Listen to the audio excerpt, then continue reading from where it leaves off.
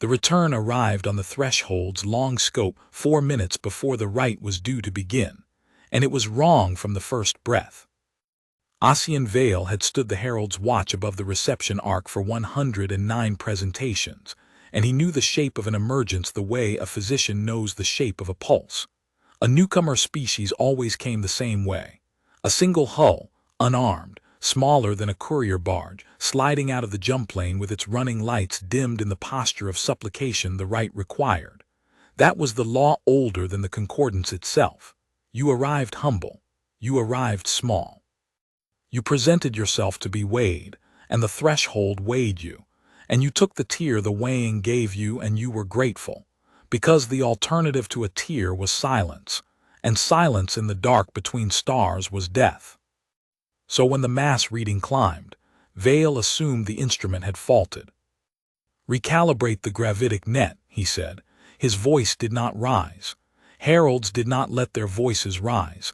That was for the lower castes, the ones who had not learned that the universe rewarded stillness. The emergence figure is corrupt. The acolyte at the net, a thin young thing named Neth whose crest had not yet hardened into its adult ridges, bent over the console and did not answer at once. That silence was the first thing that troubled Vale. Neth was a good acolyte. Neth answered quickly.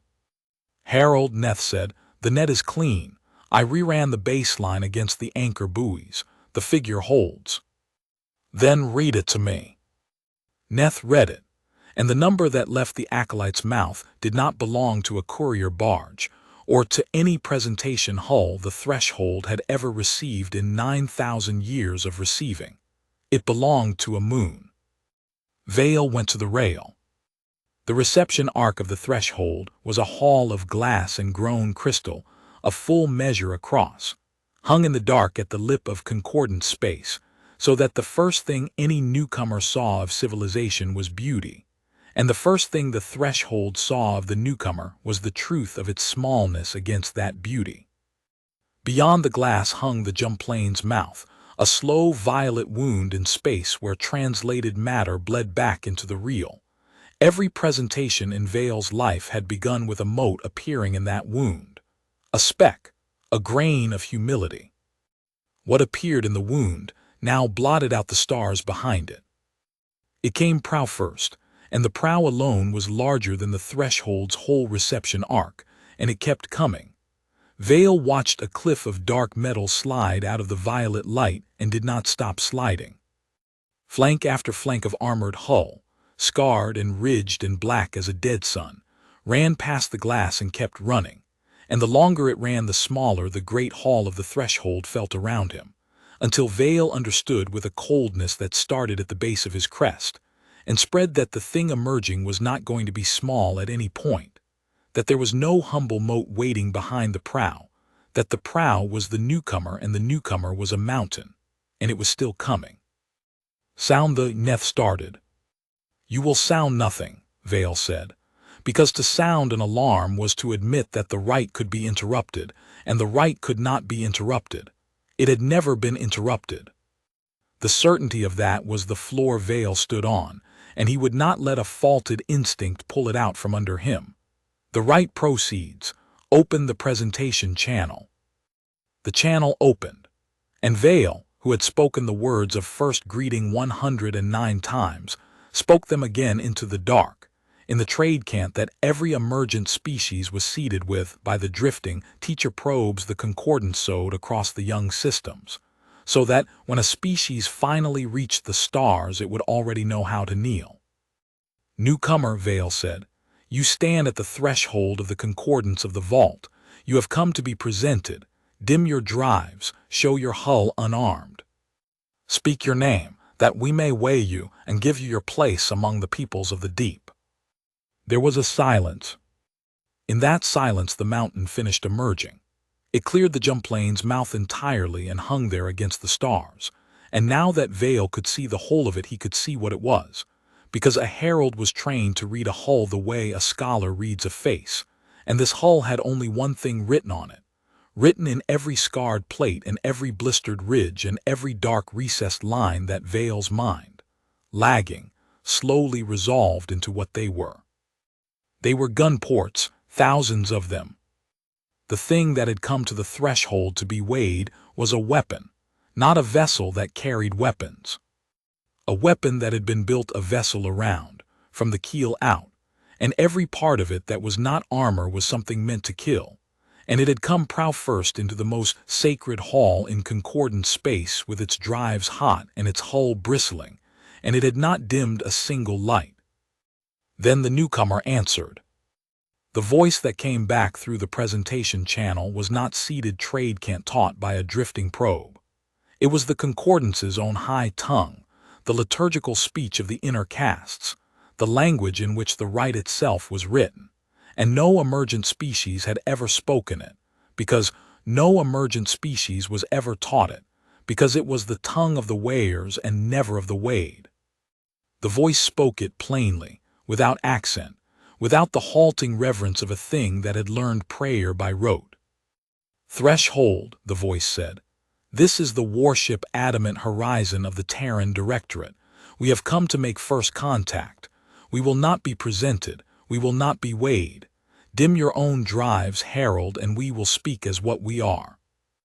Vale did not answer for a long moment, and in the reception arc behind him he heard Neth's breath stop, and he heard, farther off, the soft chime of a station-wide query he had not authorized. Some officer down in the tiers who had seen the mass reading and could not stop himself from asking what it meant. "You have come to make first contact," Vale repeated, because the words were absurd and saying them aloud might make them less so. "First contact is the right. There is no first contact but the right. You will be presented, newcomer, or you will not be received, and a thing that is not received at the threshold does not enter concordant space. It is turned back. If it does not turn, it is stopped." "We know what you do to the ones who arrive small," the voice said. "We listened to your teacher probes for 60 years before we broke one open and read what it carried. We know the tiers. We know what the lowest tier is for. We know why every species that comes to your threshold comes on its knees, because a thing on its knees is easy to weigh, and a thing that is weighed is a thing that has already agreed to be ruled." A pause. "We did not come to agree. Dim your drives, Herald. That is the only courtesy we will ask twice."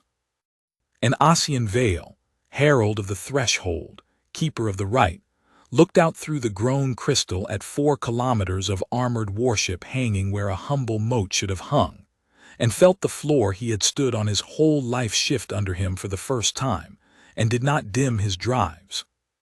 Instead, he did the thing the right provided for the one contingency it admitted, a newcomer that refused to kneel. He sent the signal to the warcast. Far below the reception arc, in the low tiers where the threshold kept the things the inner castes did not like to think about, the signal woke the guns. The threshold had never fired them.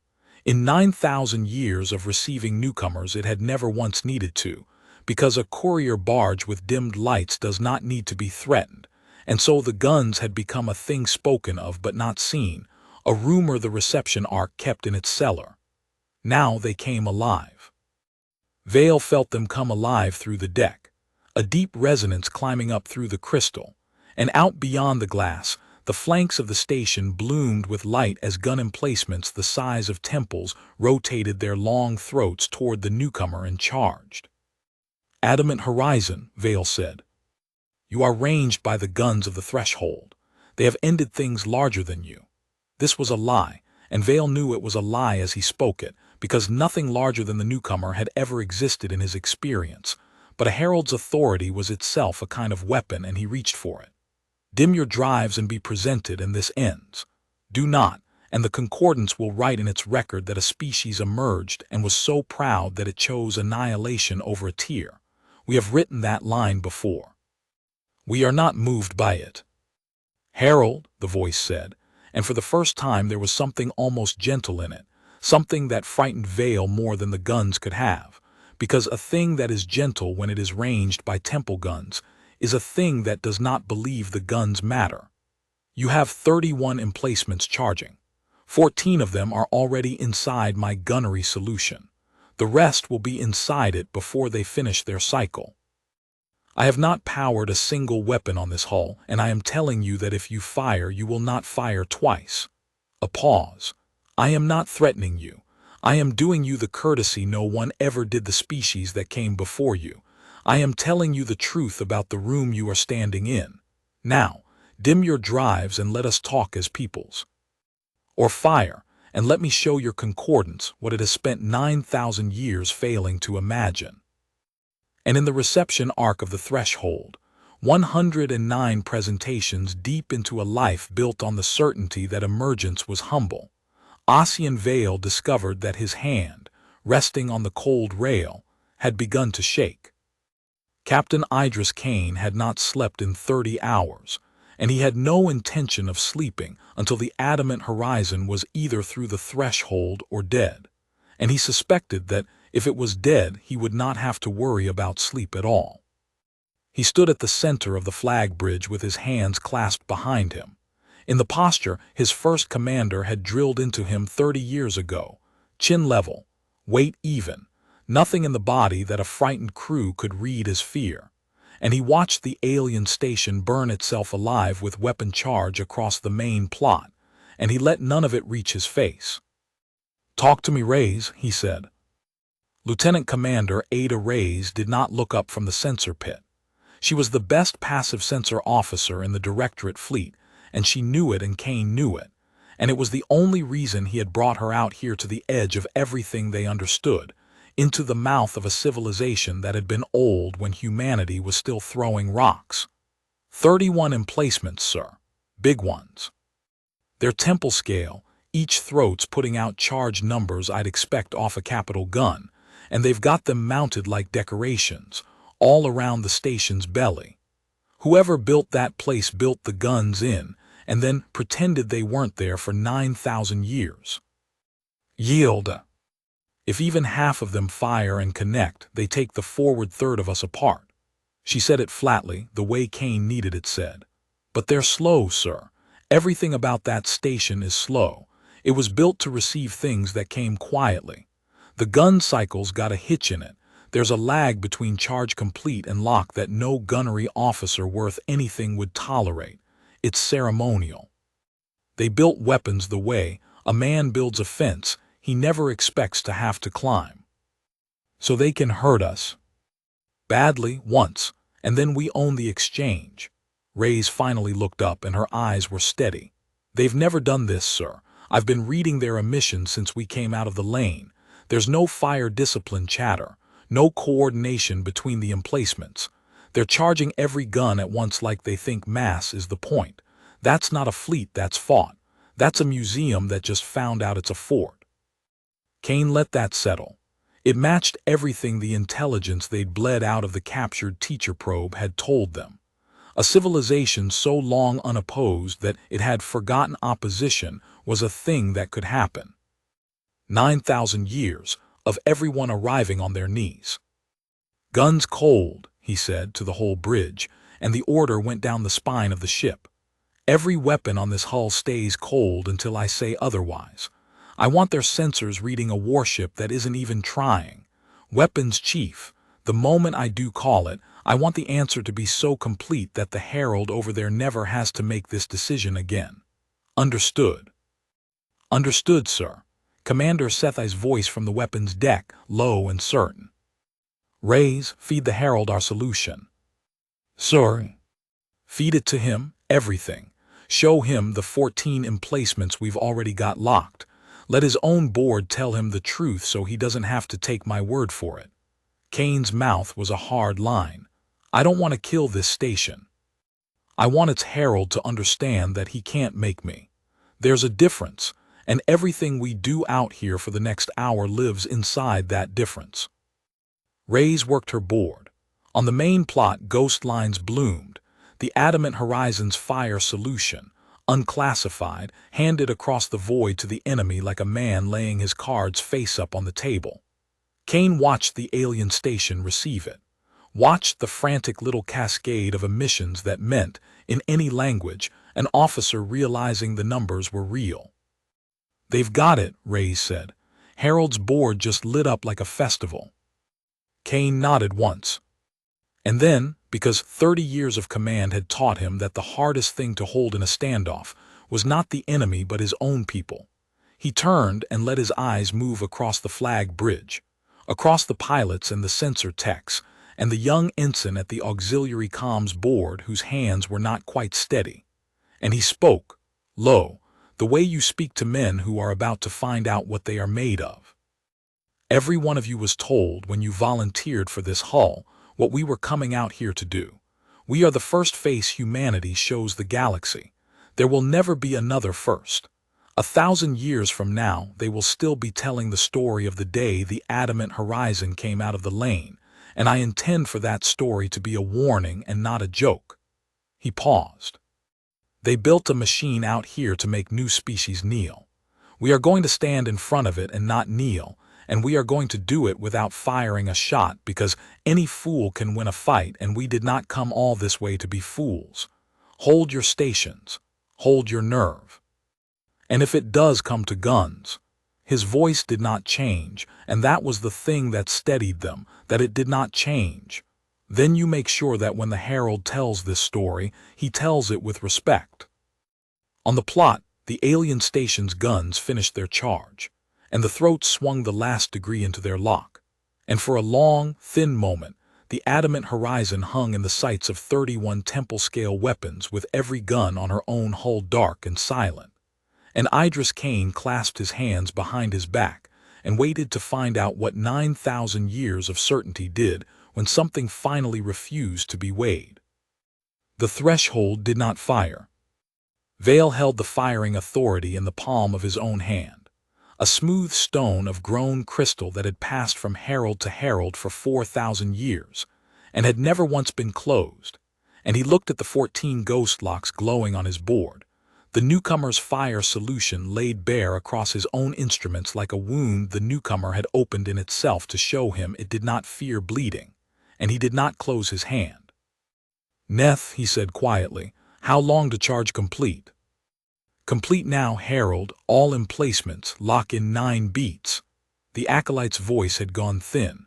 "Herald, the newcomer's guns are still cold, every one. I've swept the hull 4 times. There is not a single active weapon on that vessel." "I know." "Then it cannot answer."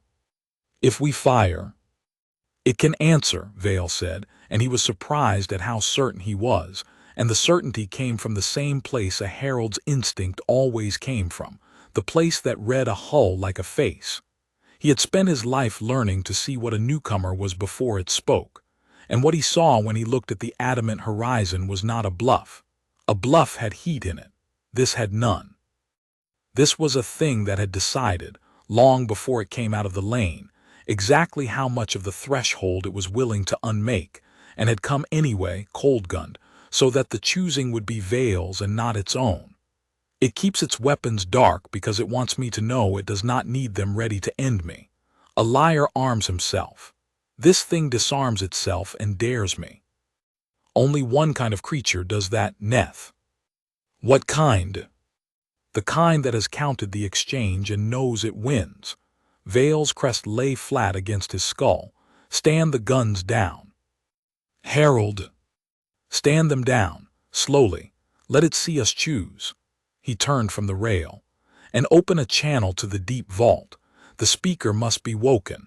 We have a thing here the right did not foresee, and I will not be the herald who closed his hand on 4,000 years of peace because a proud animal called my bluff and was right."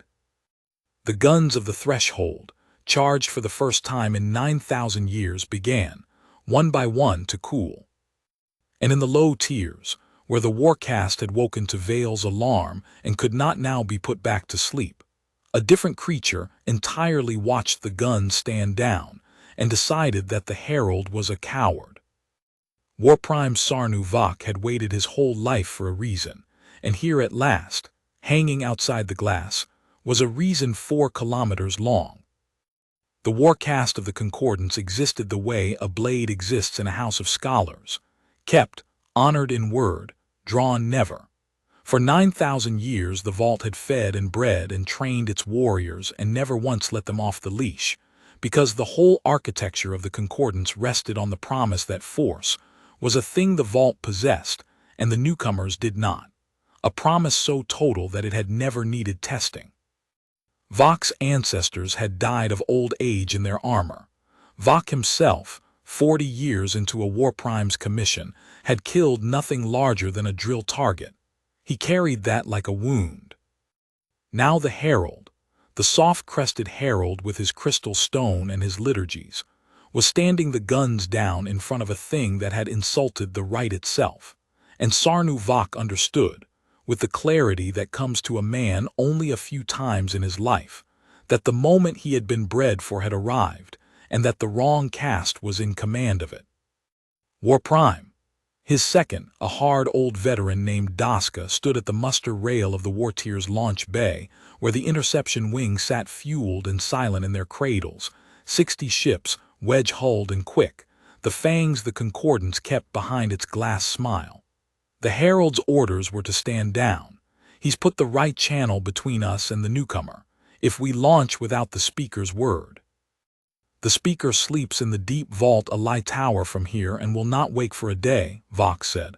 The herald is a functionary. He greets, he weighs. He does not command the war caste, and he does not decide on the authority of a greeting stone, that the Concordance kneels to a machine that came to our threshold with its guns run out and its lights burning. He set his hand on the cold flank of his lead ship. For 9,000 years, we have promised the deep that no one arrives at the vault unbidden and lives. That promise is the only thing every kneeling species ever believed about us. If we let this thing hang there and insult the right and live, the promise dies, and when the promise dies, the tears remember they were never truly held by anything but the promise. He turned to Daska, and his eyes were bright and terrible. I am not going to lose 9,000 years because a herald's hand shook. Launch the wing. On whose authority? On the authority of the only caste that was ever going to have to do this. Vak sealed his helm. Launch the wing. The cradles blew their clamps. 60 wedge-hulled interceptors dropped from the belly of the threshold into the dark, drives flaring, and swung as one toward the mountain of dark metal that hung silent against the stars. And Warprime Sarnu Vak led them out with his heart singing for the first time in his caged and honored life. Movement, Reyes said. Launch bay ventral aspect of the station. Multiple hulls, 60, 61 wedge configuration coming off fast. These aren't ceremonial, sir. These fly. Kane watched the swarm bloom off the alien station's belly and swing toward him, and something in his chest went very still and very cold, the way it always had before the worst of it. Interceptors. Real ones. Different builder than that station, or the same builder in a different mood. These have fire discipline. Look at the formation, sir. They're spread for a converging pass. Somebody down in that station knows how to fight after all. Or wants to learn on us. Kane did not move his hands from behind his back. The herald stood his guns down. This isn't the herald. No, sir. This launched after the stand down. This is somebody who didn't like the stand down. And there it was. Kane had come out here betting the whole ship, the whole future, on a reading of these people that intelligence had built out of one broken probe and 60 years of intercepts. A civilization so old and so unopposed that it had rotted at the center, its certainty gone brittle, its castes no longer pulling as one. A house divided against itself and too proud to know it. He had bet that when humanity refused to kneel, the refusal would not unite them. It would crack them along the seams they had spent 9,000 years pretending they didn't have. And here, right on the plot, was the first crack, 60 ships wide. Hold guns cold, Kane said. The flag bridge went silent. Sir, Sethe from weapons very carefully. 61 hostiles inbound, converging pass closing. My boards are green. Say the word and they don't reach us. I know they don't reach us, Commander. That's not the question. Kane's eyes were on the plot. The question is what the herald sees when they don't. If we open fire, the Herald sees a warship that fired on the concordance, and every caste in that station forgets it was ever divided and remembers only that we shot first. If we let them come and we break them without firing a shot," he let the word land, "then the Herald sees the truth I came here to show him, that we chose not to. Every second we hold, the crack gets wider. Raise, those interceptors. How much can they actually do to this hull?" Raise ran it.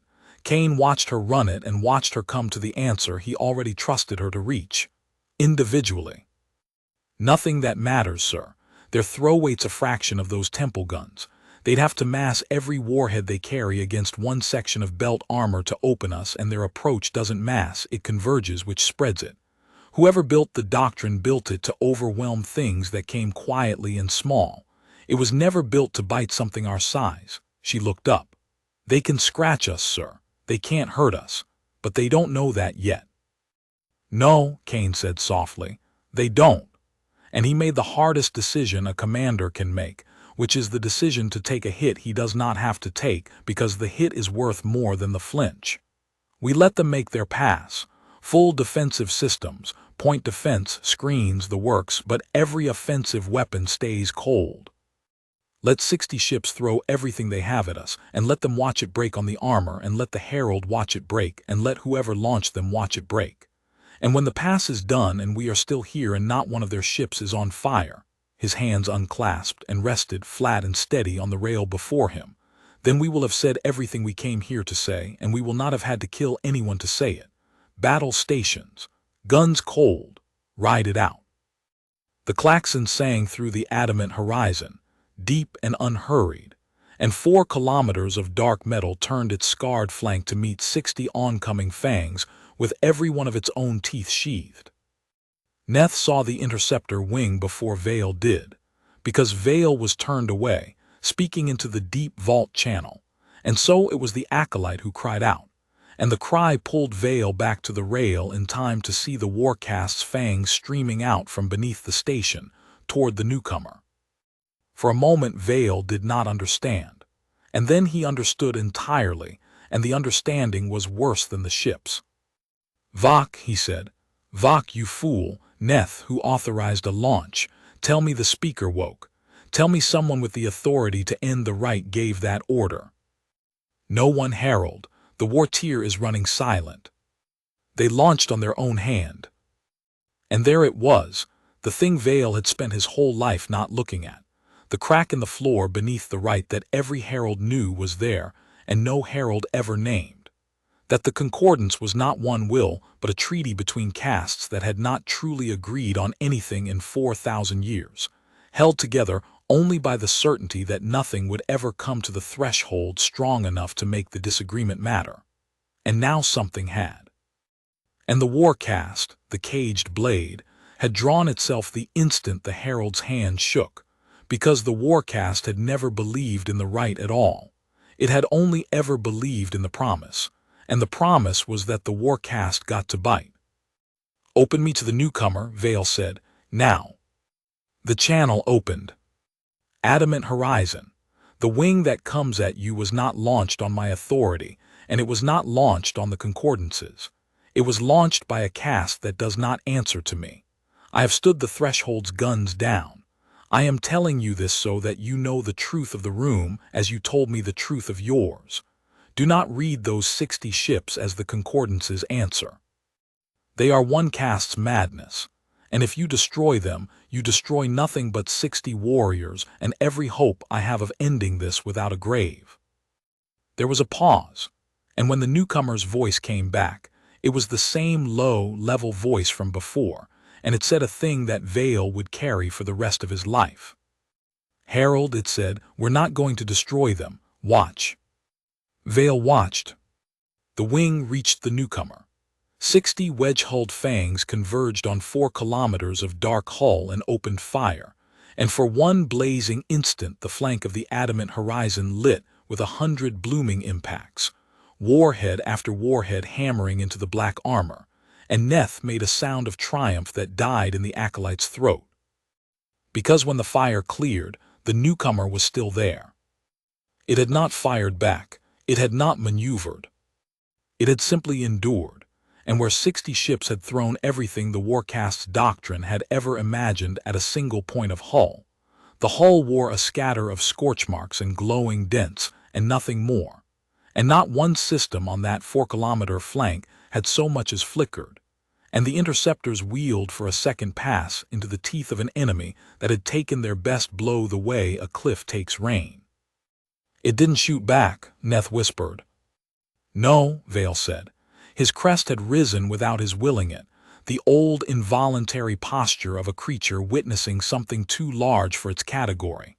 "It let them hit it.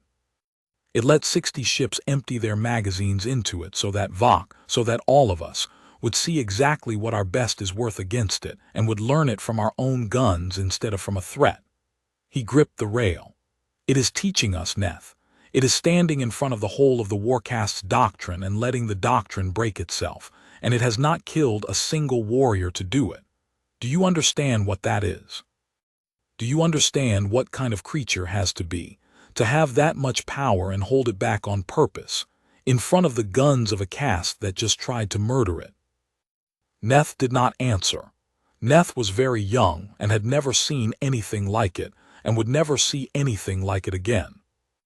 Out beyond the glass, the interceptor wing came around for its second pass, and the great dark hull of the newcomer hung waiting, patient, unhurt, its own thousands of gun ports still cold and dark, and War Prime Sarnu Vok, riding at the point of his charge with his heart no longer singing, understood for the first time in his caged life that he had led 60 ships into a thing that could kill them all whenever it chose, and was choosing, deliberately, in front of everyone, not to. The second pass told Sarnu Vok everything, and he refused to hear it. He had felt the first pass in his own hull, 60 ships, every warhead, converging on the newcomer's flank, and he had felt the answer, which was no answer at all, which was the dark mountain absorbing the whole doctrine of the Warcast, the way stone absorbs a thrown pebble. A wiser creature would have read that silence and turned.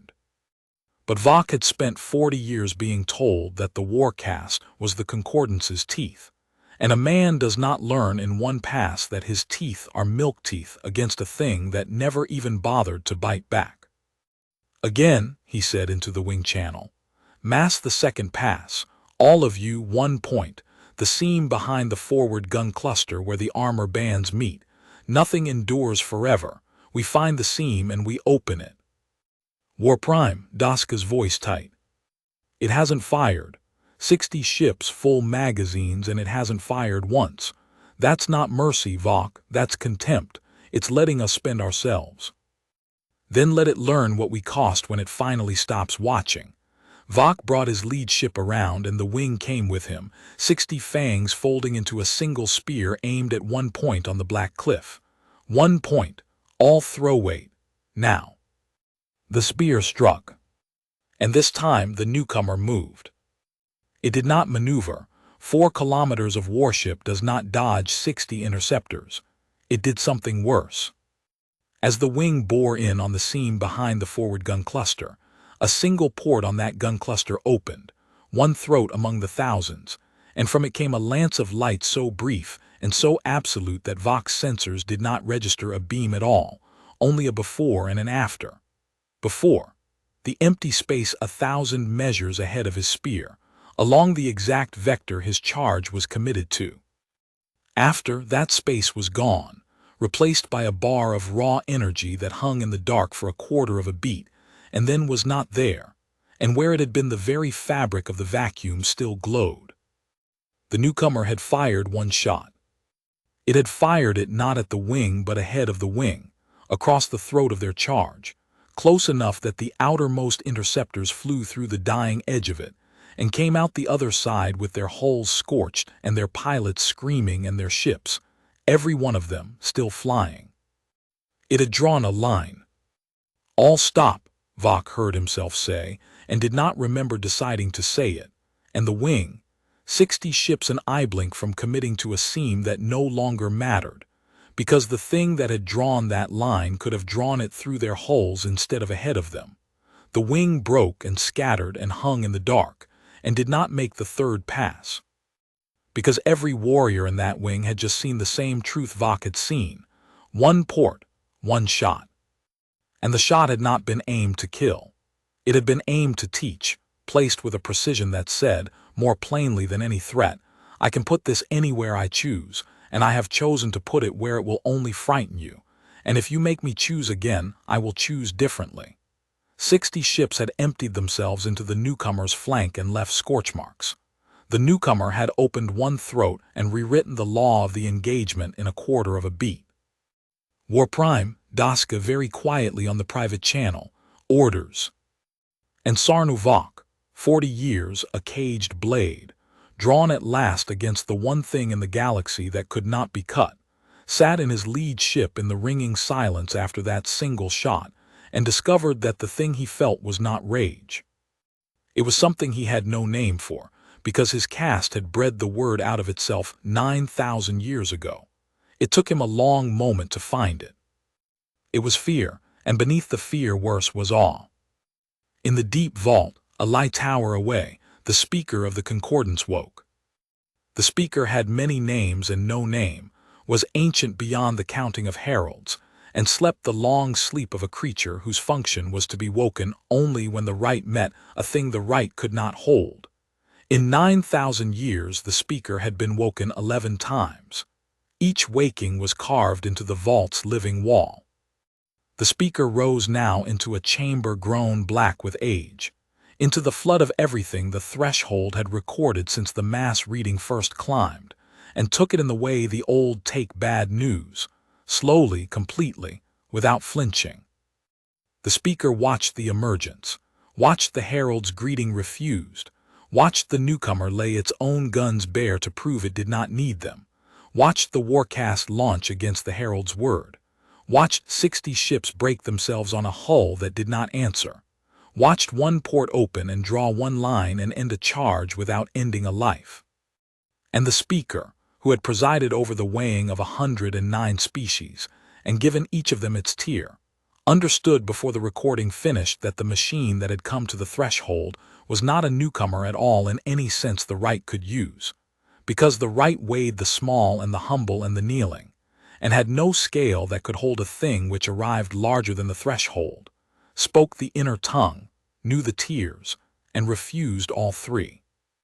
Speaker, the vault's attendant, a herald of the innermost caste, bowed low. The warcast has launched without sanction. War Prime Vok defies the greeting herald's stand down. What is your word? The speaker was silent for a long time. My word, the speaker said at last, in a voice like stone settling, is that we have made a mistake so old we have forgotten it was a choice. The ancient eyes turned to the wall where 11 wakings were carved. For 9,000 years we have told ourselves that the right is the law of emergence. It is not. The right is a habit that the strong imposed on the weak and then mistook for the shape of the universe, because for 9,000 years everyone who came to us was weaker than us, and so the habit was never tested, and an untested habit becomes a faith, and a faith becomes a floor a civilization stands on without ever asking what holds it up. The speaker rose fully now, unfolding to a height the attendant had never seen. Something has finally asked. And the answer is that nothing holds it up. Nothing ever did but the weakness of the ones who came before. Take me to the threshold, wake the fast barge, and send to Vok, on every channel the warcast will hear, the one order that caste has never once received in 9,000 years. Speaker, stand down. The speaker's voice did not rise and did not need to. Tell the War Prime that the speaker of the concordance has woken and looked at the thing outside our glass and commands the teeth of the vault to be sheathed. And tell him why, so that he obeys with understanding and not merely with fear. Tell him, we do not sheath the teeth because we are afraid to lose the warriors. We sheath them because the creature outside has spent the last hour showing us, over and over at cost to itself, that it does not want to kill them.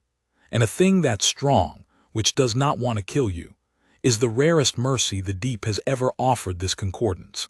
And I will not answer mercy with a charge and turn the only creature that ever refused our right into the only creature that ever had cause to end us.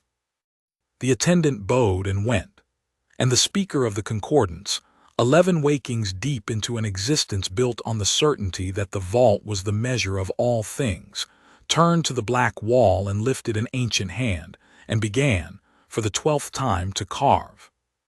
The order to stand down reached Sarnuvak while he still sat in the ringing silence, and he read it 4 times before he let himself believe it.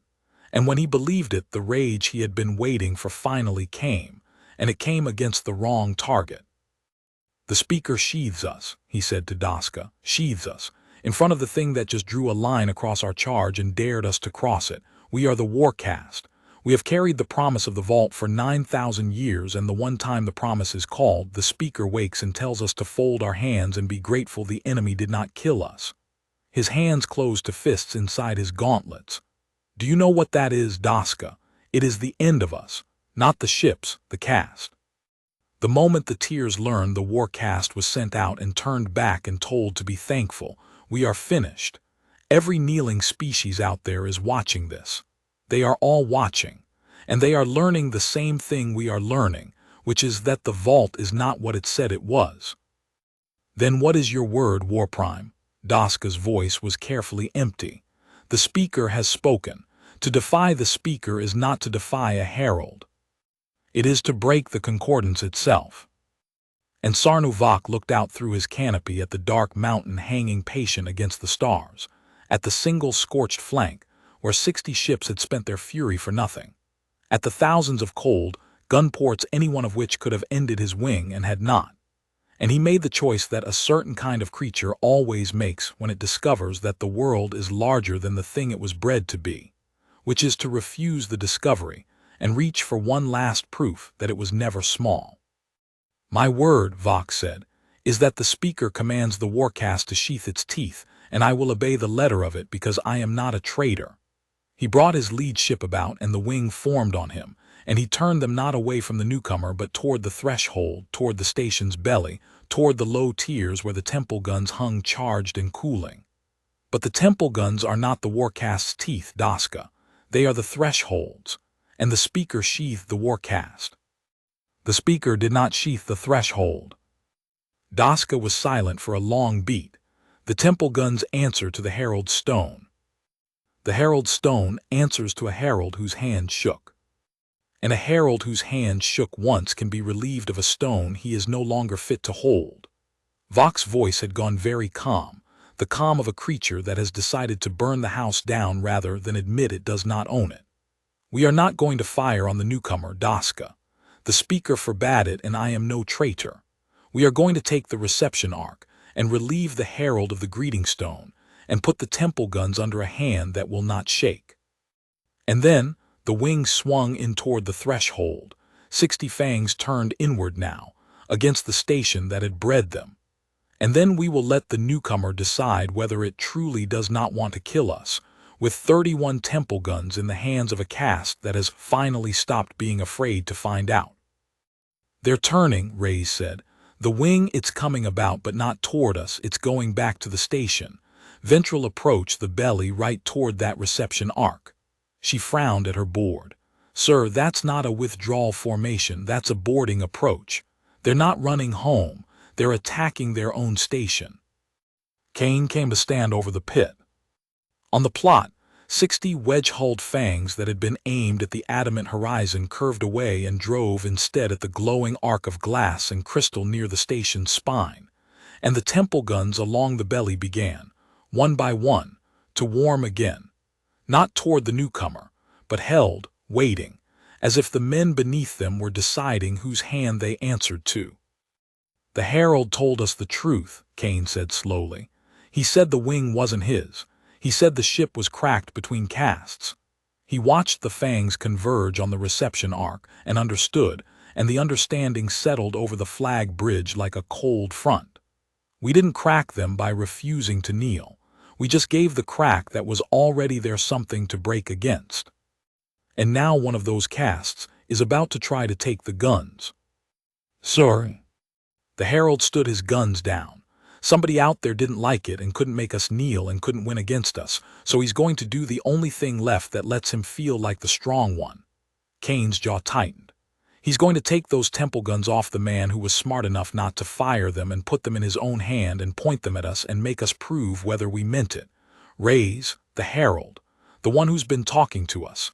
Get him, now. Because in about 4 minutes he's going to lose control of that station, and if he does, everything we came out here to build dies with him. The herald's channel opened, and the newcomer's voice came into the reception arc a breath before Neth cried the warning. Herald, this is Kane of the Adamant Horizon. Your warcast isn't coming for us, they're coming for you. A pause. 60 ships, ventral boarding vector converging on your reception arc. They mean to take your station and your guns. You have maybe 3 minutes. What do you need? Vale did not have time to marvel that the newcomer had a name, that it had given it, that a thing which had refused the right had just addressed him, as one commander addresses another in the last minutes before a fall. He had time only to see, on his own board, the thing Kane had already seen. His own warcast turned inward, driving up out of the dark toward the glass, and behind them the temple guns along the belly warming again under hands that had stopped answering his stone. Vok, Vale breathed. He is not going to fire on you. He is going to relieve me. He thinks if he holds the guns, he holds the choice. He gripped the greeting stone until his knuckles ridged white. Neth, seal the arc. Every pressure door between us and the ventral tiers, seal them on my authority and dump the codes so they cannot be overridden from below. Herald, if I dump the codes, we cannot open them again either. We would be sealed in. Then we will be sealed in with the right, which is more than the warcast will have. Vale turned back to the channel. Kane, I need 3 minutes and I do not have them. The warcast will take the ventral gun tiers before I can wall them off. If they take the guns, they will point them at you, and they will fire, because the creature leading them would rather die proving he is strong than live having learned he is not. I know the creature, Kane said. I've met 100 of him. Herald, I can stop those ships. Every one of them before they reach your hull, you know I can. You've watched me do less to more. A pause, and Vale heard in that pause the weight of a decision being made 1,000 measures away. If I fire on them, even to save you, then for the rest of your civilization's memory, the day humanity arrived is the day humanity opened fire inside your threshold. I will have proven your warcast right. Every kneeling species watching this will learn the wrong lesson, and so will you. So I'm going to ask you a question, and your answer decides how this is remembered forever. Do you want me to save your station? Or do you want to save it yourself and let me only make sure you don't die doing it? And Ossian Vale, herald of a right that was crumbling under him in real time, understood that the newcomer was offering him the one thing no conqueror had ever offered the conquered in 9,000 years of the vault. It was offering him the dignity of his own defense. Do not fire, Vale said. On your honor, Kane, do not fire on the warcast. This is my station and my cast's madness, and I will not have it ended by your guns. Give me the eyes. You see everything. Feed me the wings vectors, the boarding points, everything your sensors hold, and let me fight for my own threshold with your sight in my hand. That is all I ask. That, and that you do not let me lose it while I am learning how to keep it. There was the briefest silence, and then Kane said in a voice that had something in it Vale would later understand was respect, Raise, give the herald our whole picture, everything, real time. He's fighting for his ship, we're just going to make sure he can see. And then to Vale, you have my sight, herald, use it well. And if it goes wrong, if they take the ark despite everything, I will not fire on your warriors, but I will come and take you off that station myself, because a man who chose to defend his own house against his own guns is not a man I am going to let die in it. The newcomer's sensor picture bloomed across Vale's board, and for the first time in his life, the herald of the threshold saw his own station whole, every corridor, every warrior, every warming gun, through the eyes of a thing that had come to unmake his right and had chosen instead to hand him back his own walls. Neth, Vale said, and his voice did not shake, and he noted with a distant surprise that it did not shake. Seal the ark, and find me every warrior in this station who still answers my stone. We are going to keep our own threshold, and we are going to do it ourselves." Vok hit the ventral gun tiers with 40 ships while 20 stood off to hold the approaches, and for the first several minutes it went exactly as he had planned, because the threshold had never in 9,000 years been boarded and had no doctrine for defending itself from the inside. His warriors blew the docking cradles and went in through the gun tier hangars, and the tier crews, technicians, servitors, the low castes who tended the temple guns without ever expecting to fire them, scattered before armored warriors the way a museum's docents scatter before soldiers. Vok took the first gun cluster in 90 beats. He stood in its firing cradle with the great throat of a temple gun above him, and he put his own hand to the laying controls, and he felt the old promise of the warcast come alive in his palm for the first time in his life.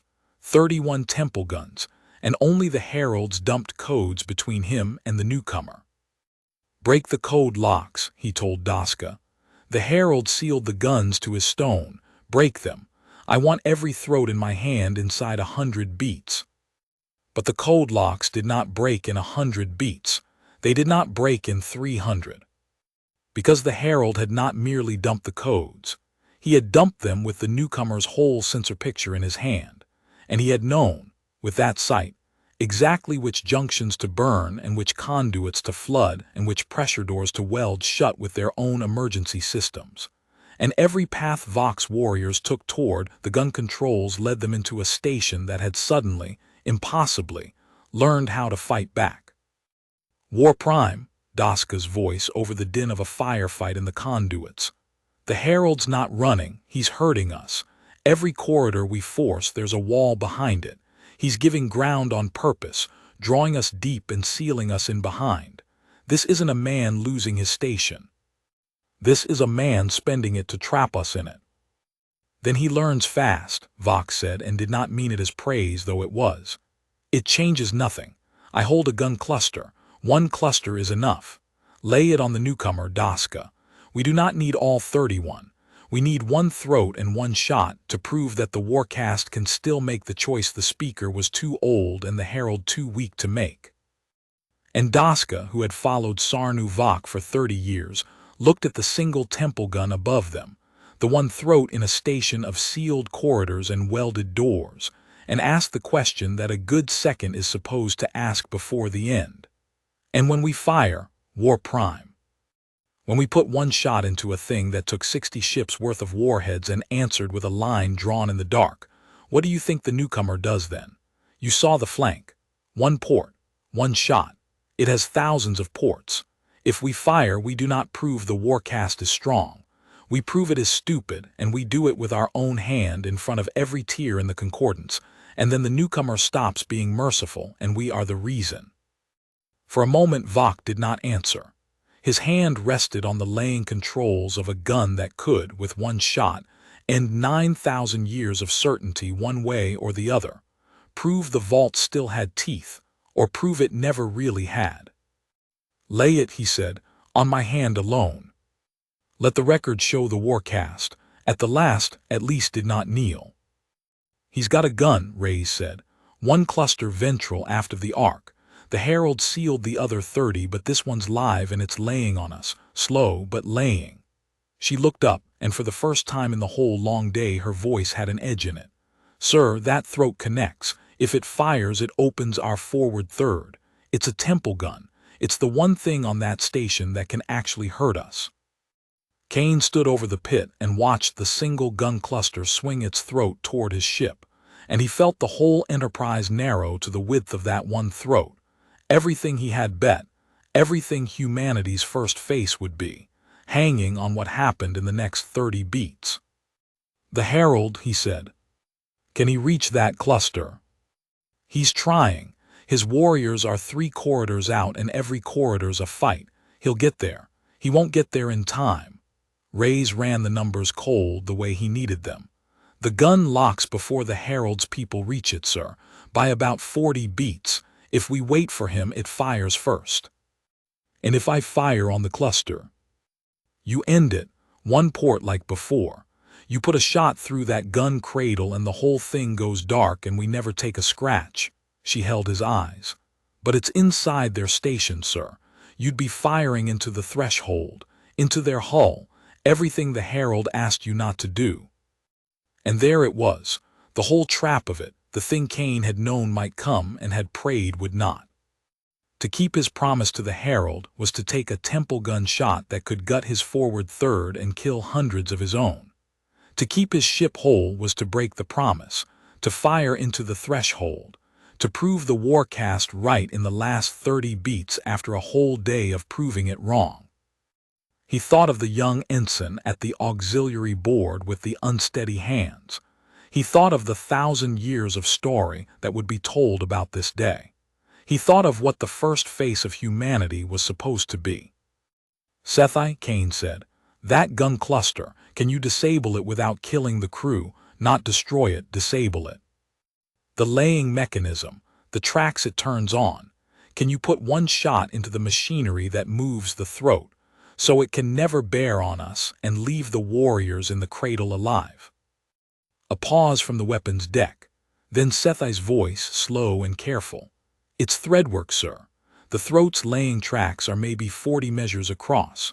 To disable and not detonate the charge chamber, I have to put a shot through a moving band of metal the width of a corridor, from 4 kilometers out, inside their hull, without touching the charge that's already loaded.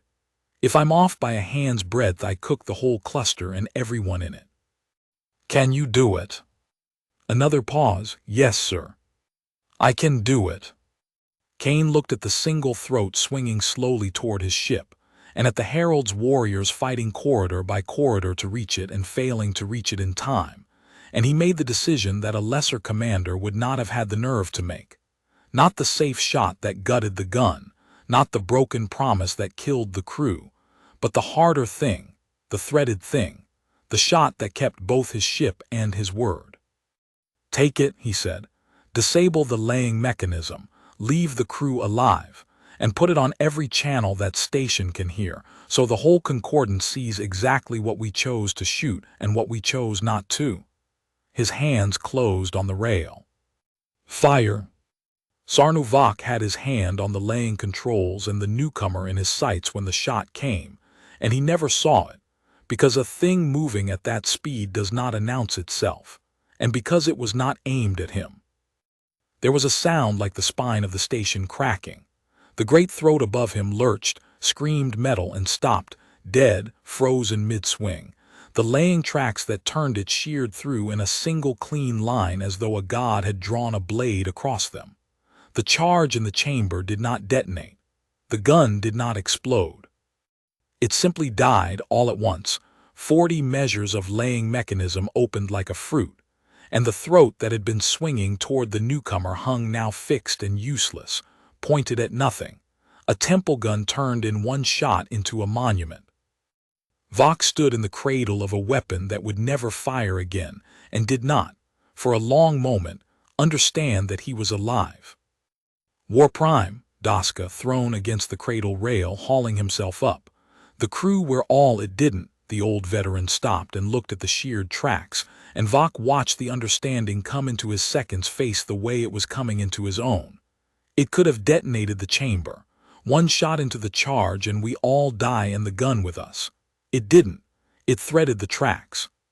From 4 kilometers inside our hull, it put a shot through the one part of this weapon that would kill the gun and spare the crew. Daska's voice had gone very quiet. "War Prime, it spared us. Again. It has spared us at every single step, and every time we have answered by reaching for another way to make it stop. And on every channel of the threshold, on every screen in every tier, in the low decks where the kneeling servitor castes watched, and in the high halls where the inner castes watched, the record played. The single throat swinging toward the newcomer's answer, and the deliberate surgical mercy of it. The gun killed, the warriors spared, and a voice, the newcomer's voice, saying plainly across the whole station in the concordance's own high tongue, "We disabled the weapon. We did not harm your crew. We will not harm your crew. Stand down, War Prime." There is nothing left here for you to prove that we have not already answered. Sarnuvak took his hand off the dead-laying controls. He had come into the gun cradle to prove that the Warcast still had teeth, and the newcomer had reached across 4 kilometers and drawn one tooth so precisely that not a drop of blood had spilled, and had done it in front of every tier in the concordance. And now the whole civilization had watched the Warcast's last gun die in the Warcast's own hand, while the thing that killed it made a point of keeping the Warcast alive. There was no proof left to reach for. There was only the ruin of the certainty he had been bred to defend, and the terrible, unbearable mercy of the creature that had ruined it. "Sound the yield," Vok said. His voice was ash. "Every ship, every warrior, we are done." He looked up at the frozen throat above him. "We are done, Daska. We have been done since the mass reading climbed, and we refuse to read it. I refuse to read it.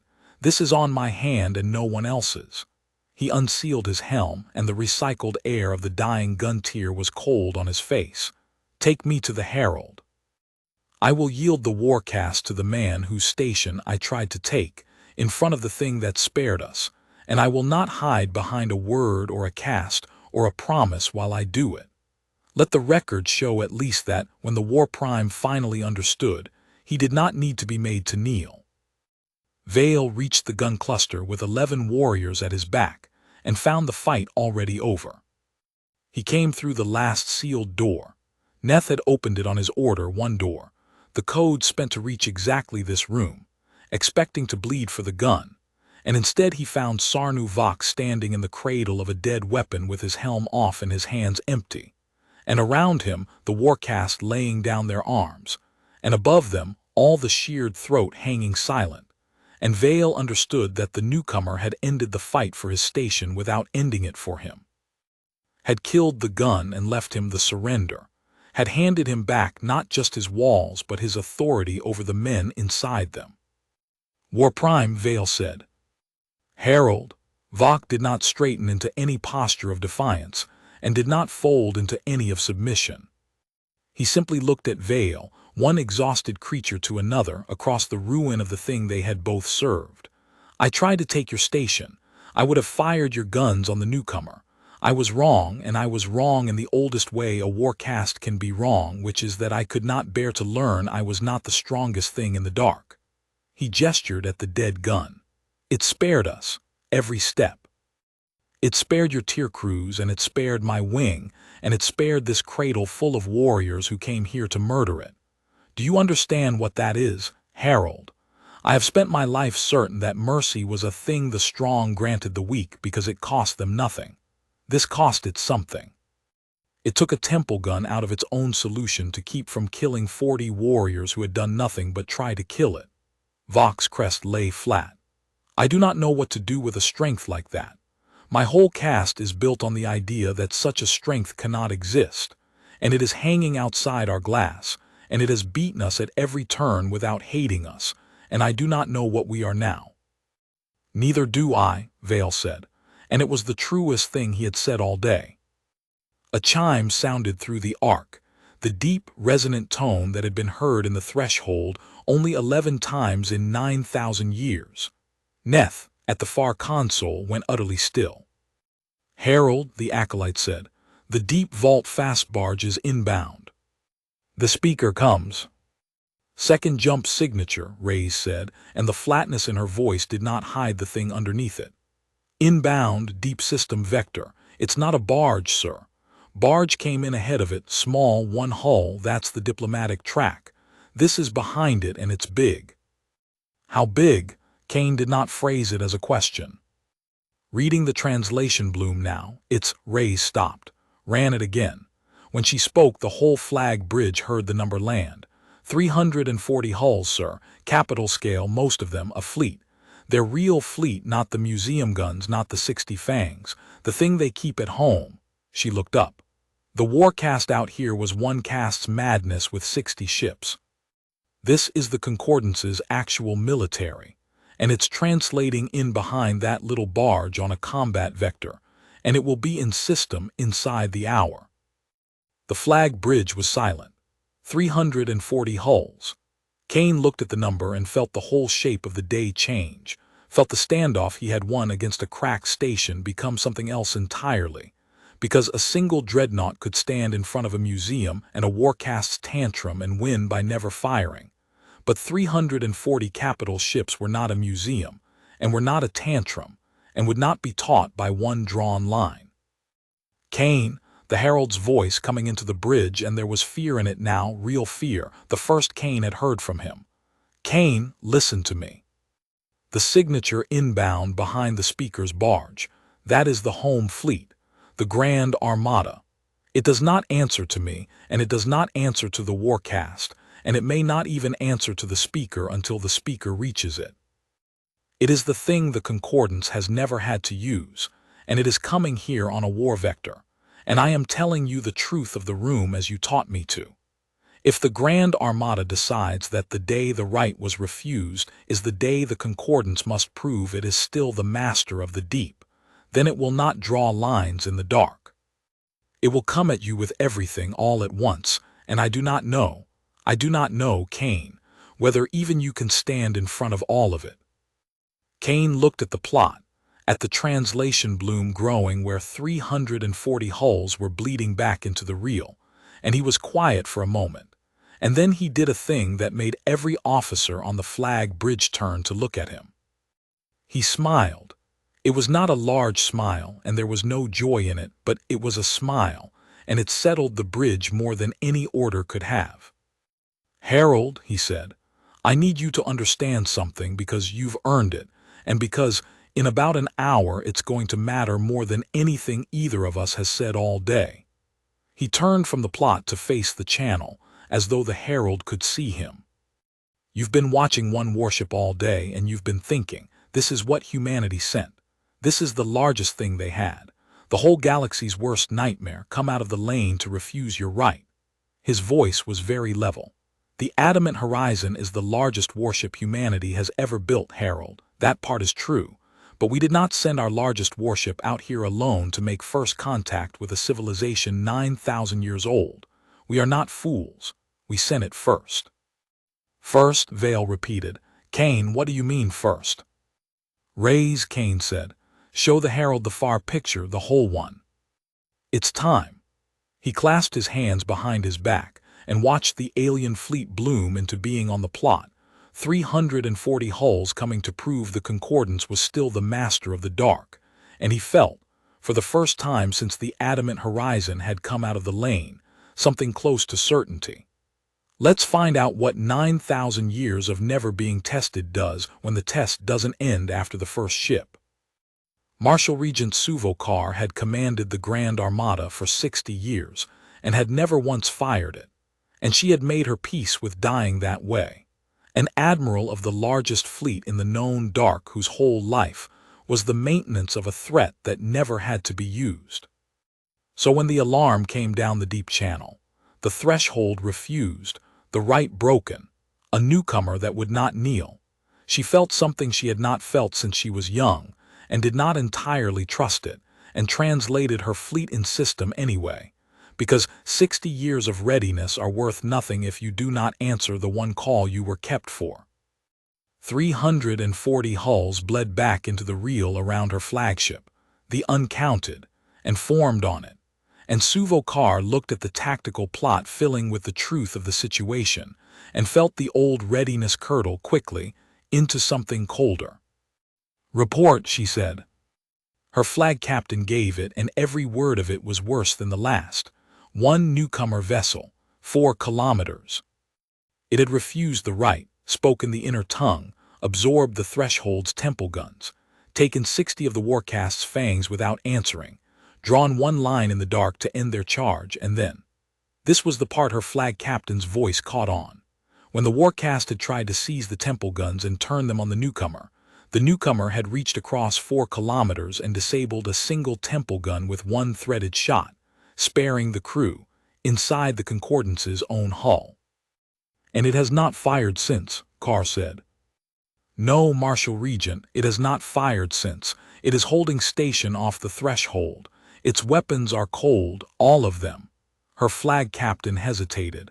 It is speaking with the greeting herald. It has been courteous. Suvokar had led the Grand Armada for 60 years, and one thing she had learned in that time was that the most dangerous enemy is never the one who is angry. Anger is a thing you can measure. The most dangerous enemy is the one who is calm when he should be afraid, because his calm is information, and the information is that he knows something about the shape of the fight that you do not. The newcomer was calm. It had been calm all day, in front of the temple guns, in front of the warcast, in front of everything the Concordance could throw at its short of the Armada. And now the Armada had come, 340 capital hulls, the largest concentration of force in the history of the deep. And the plot told her the newcomer had not so much as warmed a weapon in response. "It watches us translate in," she said slowly, "and it does not arm. 340 capital hulls arrive on a war vector, and it does not arm." She turned to her flag captain.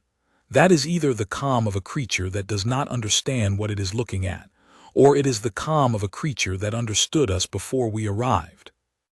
I need to know which, and I need to know it before I decide whether the Grand Armada's first battle in 9,000 years is against a single ship." She set her hand on the command rail. "Open me to it." "The Armada flagship is hailing," Reyes said. "Command hull, the big one center of the formation. They want to talk before they shoot." "That's good, sir." "That's the only good thing on the board," Kane said. "Put them through, and raise the far picture. Is it ready?" "It's ready, sir. It's been ready for 6 hours." Reyes's hands moved over her board, and something in her posture had changed.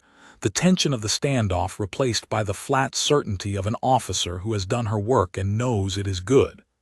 Every buoy, every jump plane node, every sensor relay in this system.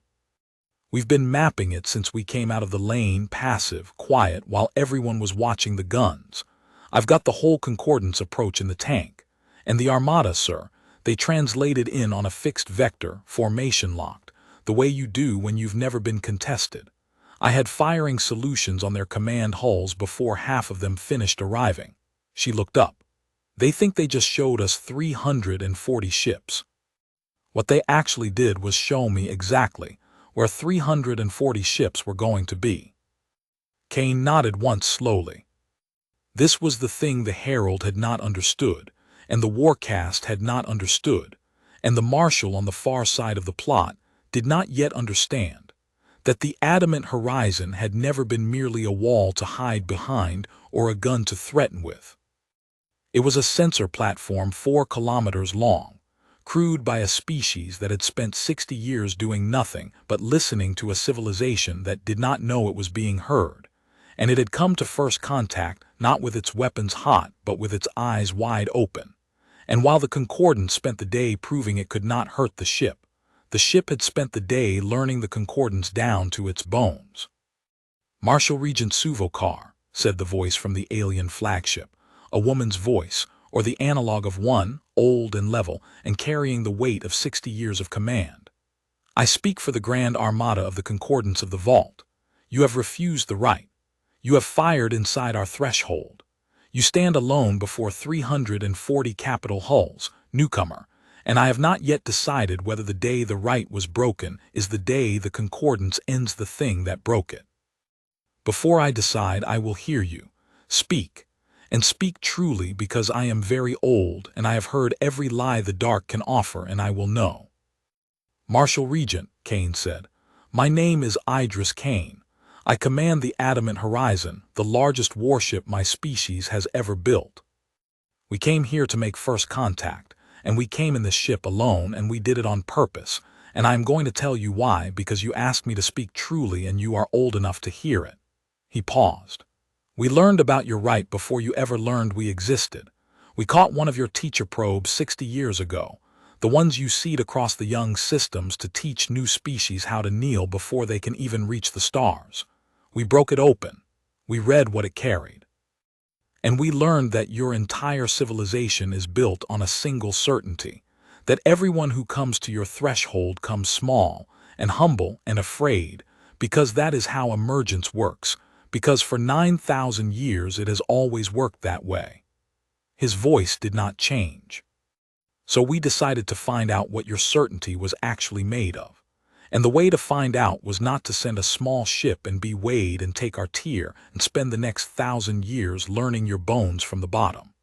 The way to find out was to send our largest and refuse the right, and see what a 9,000-year-old certainty does when something finally does not do what it has always done. And what, said Suvokar, have you learned? That it cracks, Kane said simply. Your herald stood his guns down. Your warcast launched without sanction. Your speaker woke and countermanded the warcast. Your war prime tried to seize the temple guns from your own herald. In one day, Marshal Regent, without my firing a single shot in anger, the certainty that holds your entire civilization together came apart along 4 different seams because it had never once been tested, and a thing that is never tested does not become strong. It becomes brittle. A pause. You have 340 hulls, I have 1. And I am telling you truly as you asked, I already have firing solutions on your command ships, all of them.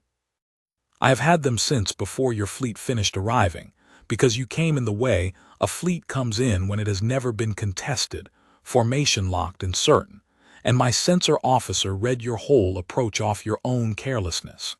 If you order a general engagement, Marshal Regent, I will not survive it. But neither will your command echelon, and neither will the certainty that lets 340 ships believe they are the master of the dark, because every kneeling species in your tiers is watching this, right now, on every channel, and they are all learning the same thing I came here to teach. There was a long silence on the channel, and when Suvokar spoke again, her voice had changed, not softened but deepened, the voice of a very old commander who has just recognized, across the whole width of a star system, a truth she has spent 60 years hoping she would never have to meet. You did not come to win a battle, she said. No, Kane said, I came to make first contact. The battle was only ever the thing you might do instead of understanding me, and I built this ship large enough and brought it here alone enough and held its guns cold long enough that understanding me would be the easier choice. I am giving you the easier choice, Marshal Regent. I have been giving it to your whole civilization since I came out of the lane. Your herald took it. Your speaker took it. Your war prime took it in the end with his hand on a dead gun. Now it comes to you, and you are the last one and the oldest, and you are the only one left who can decide whether the day humanity arrived is the day your concordance learned to see appear, or the day it spent 340 ships proving to every species it ever conquered that its certainty was never anything but luck. In the reception arc, Ossian Vale stood beside Sarnuvak and watched the exchange play out across every screen in the threshold, and he saw the thing the newcomer had said come true even as it was spoken, because the low tiers, the servitor castes, the kneeling species, the ones the concordance had weighed and placed and ruled for 9,000 years, had gone very quiet, and it was not the quiet of the cowed. Vale had spent his life among the cowed. He knew that quiet, this was a different one. Herald, Neth at the far console spoke very softly. The tier channels, the subject peoples, they are herald, they are talking to each other, on the low bands. I have never seen traffic like this, not in my whole service. They watched the warcast fail and the temple gun die, and now they are watching the Grand Armada be offered a choice by a single ship, and they are, the acolytes swallowed, they are asking each other what it means. That a thing could come to the threshold and refuse the right in live. That the vault could be made to choose. They are asking whether the right was ever the law of the deep, or only the law of the ones who could not refuse it. Vale closed his eyes. It is not just making first contact with us, he said. Do you understand, Neth? It never was. It knew the tiers were watching. It laid its guns bare and took the warcast's fire and drew its lines and spared its enemies, all of it, in front of every subject species in the concordance, so that when it was done, the thing that had changed was not one threshold or one right. It was that 10,000 years of kneeling peoples had watched, with their own eyes, a single ship refuse to kneel and live. He opened his eyes and looked at the great dark hull hanging outside the glass. Whatever the Marshal Regent decides, the concordance that existed this morning is already gone. It died the moment the tears began to ask their question, and they will never stop asking it now. That is what humanity did, Warprime. It did not come to break our fleet. It came to break the silence in which our subjects had always knelt, and it did that hours ago, and no fleet of ours can unbreak it. Beside him, Sarnu Vok, Warprime of a caste that no longer had a certainty to guard, looked out at the newcomer and the armada and the watching tears, and said the truest and most frightening thing that had been said all day. Then the Marshal Regent, he said, is not deciding whether we kill the newcomer. She is deciding what the concordance becomes now that everyone has seen it can be refused, and there is no order she can give that makes it what it was this morning. There is only the choice between learning what it is now or dying pretending it is not.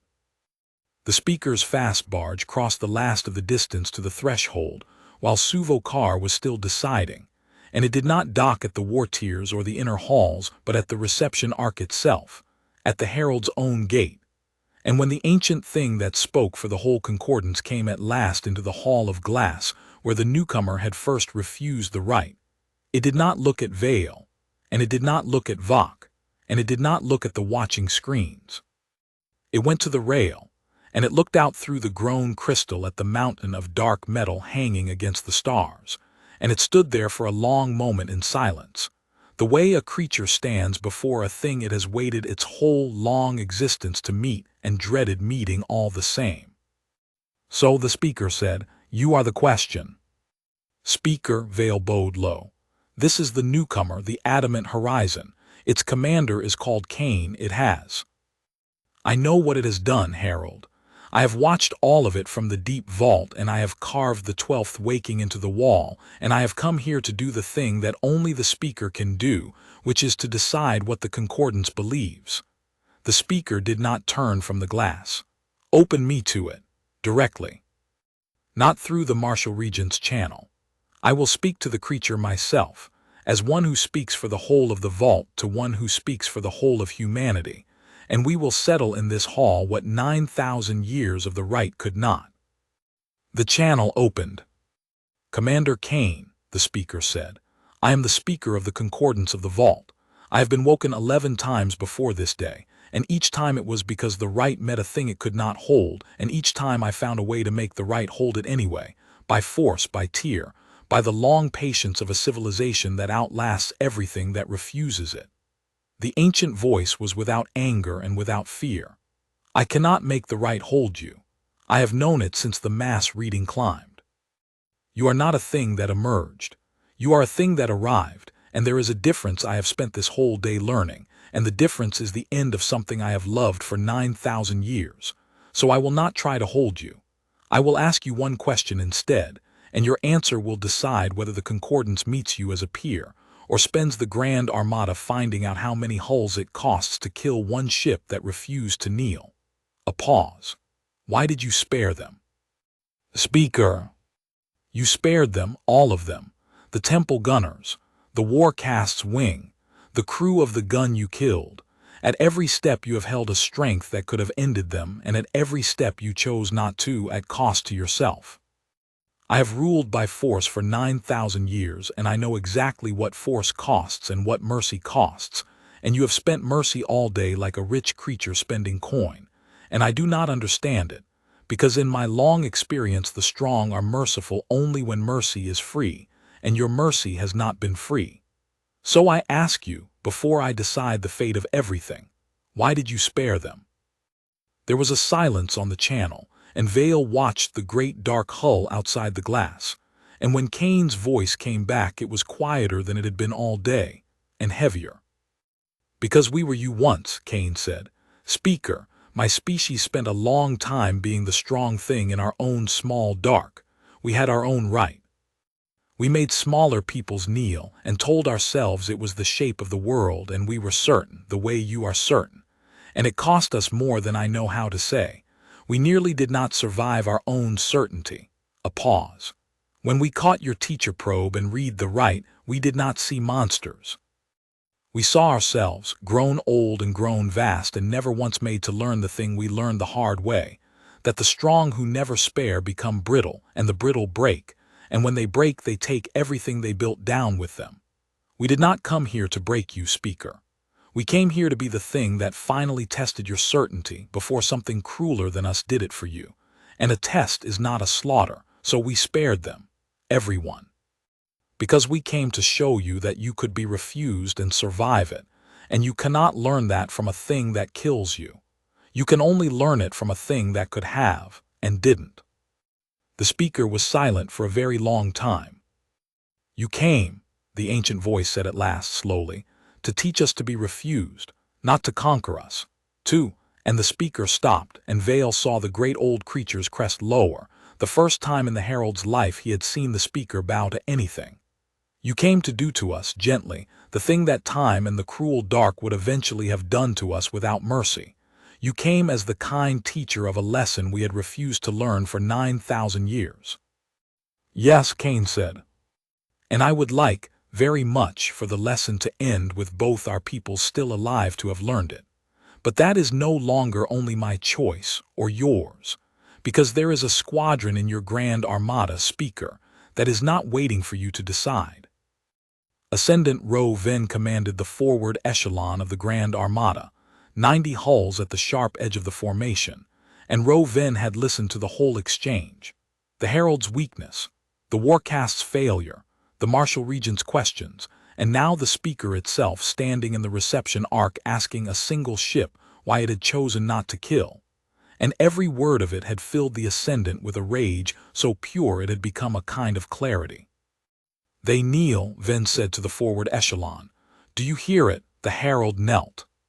The War Prime knelt. And now the speaker of the Concordance stands in our own threshold and asks the newcomer why it did not kill us, as though we should be grateful. 9,000 years, and the vault ends not with a battle but with the speaker thanking the thing that broke us for being gentle. The Ascendant's voice rose across 90 command hulls. I will not be grateful. I did not spend 40 years at the edge of this fleet to watch my Concordance thank its conqueror for mercy. The Martial Regent hesitates. The speaker bows. Very well. Let the forward echelon do the thing the whole of the vault has forgotten how to do. Ascendant, Ven's own flag captain, appalled. The Martial Regent has not ordered an engagement. To fire without her word is to break the Armada's own. The Armada broke the moment the speaker bowed, Ven said. I am not breaking it. I am the only part of it left that remembers what it was for. Forward echelon, 90 hulls, converging solution, all weapons. We do not draw lines in the dark. We do not spare crews. We put everything 90 capital ships carry into that hull at once, and we find out whether the newcomer's comm survives the only thing it has not yet been asked to survive, which is the Grand Armada meaning it. The Ascendant sealed the command, fire. 90 hulls, Reyes said, and for the first time all day there was no flatness in her voice at all, only speed. Forward echelon, their breaking formation, weapons hot, all of them, converging solution. This isn't the Martial Regent, sir. This is a piece of the fleet going without her. Full throw-weight 90 capital ships and its mast. They're not converging spread like the Warcast, they're stacking at one point our forward third. Her hands flew. This is the real thing, sir. This connects. If we take all 90 at once we lose the bow, maybe more. The flag bridge had gone silent and sharp. Cain looked at the plot, at 90 capital hulls lighting their weapons and stacking their fire against a single point of his hull, and he felt the whole day narrow again, harder than it had narrowed before, because a threaded shot could spare one gun crew, and a drawn line could turn one charge, but 90 capital ships firing everything at once could not be spared or turned. They could only be stopped, and stopping 90 capital ships meant killing them, and killing them meant that the day humanity arrived became the day humanity destroyed a fleet. And the lesson the speaker had almost learned curdled into the oldest lesson in the dark. Unless, Reyes, Cain said, the Ascendant, the one who gave the order, can you find his flagship? Center of the forward echelon, sir. Command hull, 90 ship coordination node. I've had it solved for an hour. And the fire that's inbound, it's coordinated off that node, if the node goes dark. Reyes understood before he finished. The echelon loses its firing coordination. 90 ships stacking one point need a coordinator to stack it. Kill the node and the stack falls apart. They'd still fire, but scattered, spread, and spread we shrug off. She was already working it. But sir, the node's a command hull, full crew. To take it out I can't thread it. 90 ships are already firing. I don't have time for surgery. I have time for one hard shot, and one hard shot on a command hull kills everyone aboard it. And there it was. The last and hardest version of the choice Kane had been making all day, come round one final time with no gentle answer left in it. Spare the Ascendant and take 90 ships fire and lose the bow and hundreds of his own. Or kill the Ascendant's hull, thousands aboard it, break the echelon's fire, save his ship, and prove in the last hour to the Speaker and the Marshal Regent and every watching tier that humanity's mercy had a floor, and that the floor was exactly where humanity's own survival began. Kane thought of everything he had said to the Speaker, about being brittle, about sparing what you could have killed, about a test that was not a slaughter. He thought of the ensign with the unsteady hands and the hundreds forward who would die if he hesitated, and the thousands on the Ascendant's hull who would die if he did not. Time to impact, he said. 19 beats, sir, 18. There was no clean answer. There had never been a clean answer. There had only ever been the choice and the willingness to make it and to carry it after. Idris Kane had come 60 light years and one long day to this single instant, and he made the choice the way a commander makes the choices that outlive him, fully, without flinching, and knowing exactly what it would cost. The node, Kane said, not the hull, the coordination array, the mast, the phase lock antennas, whatever it's using to stack 90 ships onto one point. That's outside the pressure hull. That's structure, not crew. SciFi, can you take the array off that command ship and leave the ship? The mast's a strip of open lattice work off the dorsal spine, sir. Maybe 80 measures. External, no crew in it. SciFi's voice came fast and certain. I can shear it, but sir, the salvo's already launched. 90 hulls are already firing. Killing the node dephases the convergence. It doesn't stop what's in the air. That first salvo lands. Spread, not stacked, but it lands, and it lands on us. Then it lands on us. Kane did not move. Shear the mast. All screens forward, brace the bow and take the salvo. Spread. We survive. Spread. Fire. The adamant horizon spoke.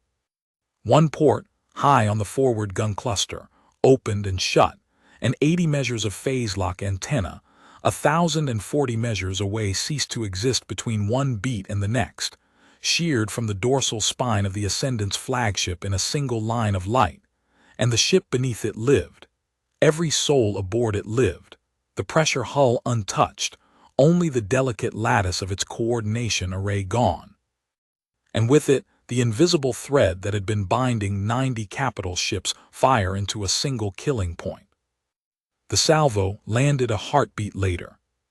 90 capital ships worth of beam fire arrived at the adamant horizon in the same instant it had been aimed to arrive. But the point that had been meant to hold it, the phase-lock convergence that would have concentrated all of it on one seam of the forward third, was gone. The beams came unstacked, scattered across 4 kilometers of hull, 90 separate lances of fire washing over armor built to take exactly this, and the great dark ship shuddered under the weight of it and held. Plating glowed. Whole sections of the belt armor ran molten and slewed away. A lance caught the forward sensor blister and opened it, and Kane felt the ship take the blow in his own feet, felt the deck buck, heard the damage boards begin to sing across the flag bridge. Forward sensor arrays gone, Reyes called. Hull breach, frames 40 through 52, we've got venting, damage teams responding. And then under it, the thing that made the whole bridge go still, the number that was not a system but a count. Casualties, sir. Forward, we've lost people. Kane did not close his eyes. A commander does not close his eyes in front of his crew, not even for this. How many? Confirming. Forward damage control and the sensor watch. Ray's voice caught and steadied, because she was the best there was and she gave him the number the way he needed it. 19, sir. 19 souls. 19. Kane held the number and did not flinch and knew he would carry it the rest of his life. 19 human beings dead in the last hour of a day he had spent keeping thousands of aliens alive. 19, because he had chosen to shear a mast instead of gut a hull, to take a salvo he could have prevented by murder, to pay in his own people rather than break the lesson he had come 60 light years to teach. Log their names, he said quietly, everyone, and put this on every channel the concordance can hear. His voice did not shake, and the bridge held because it did not shake. Say, the adamant horizon was fired upon by 90 capital ships without provocation and without the sanction of your Marshal Regent. We lost 19 of our own, and we did not kill a single one of yours in return. We sheared the array that aimed the guns, and we spared the crews that fired them, and we bled for that choice, and we made it anyway.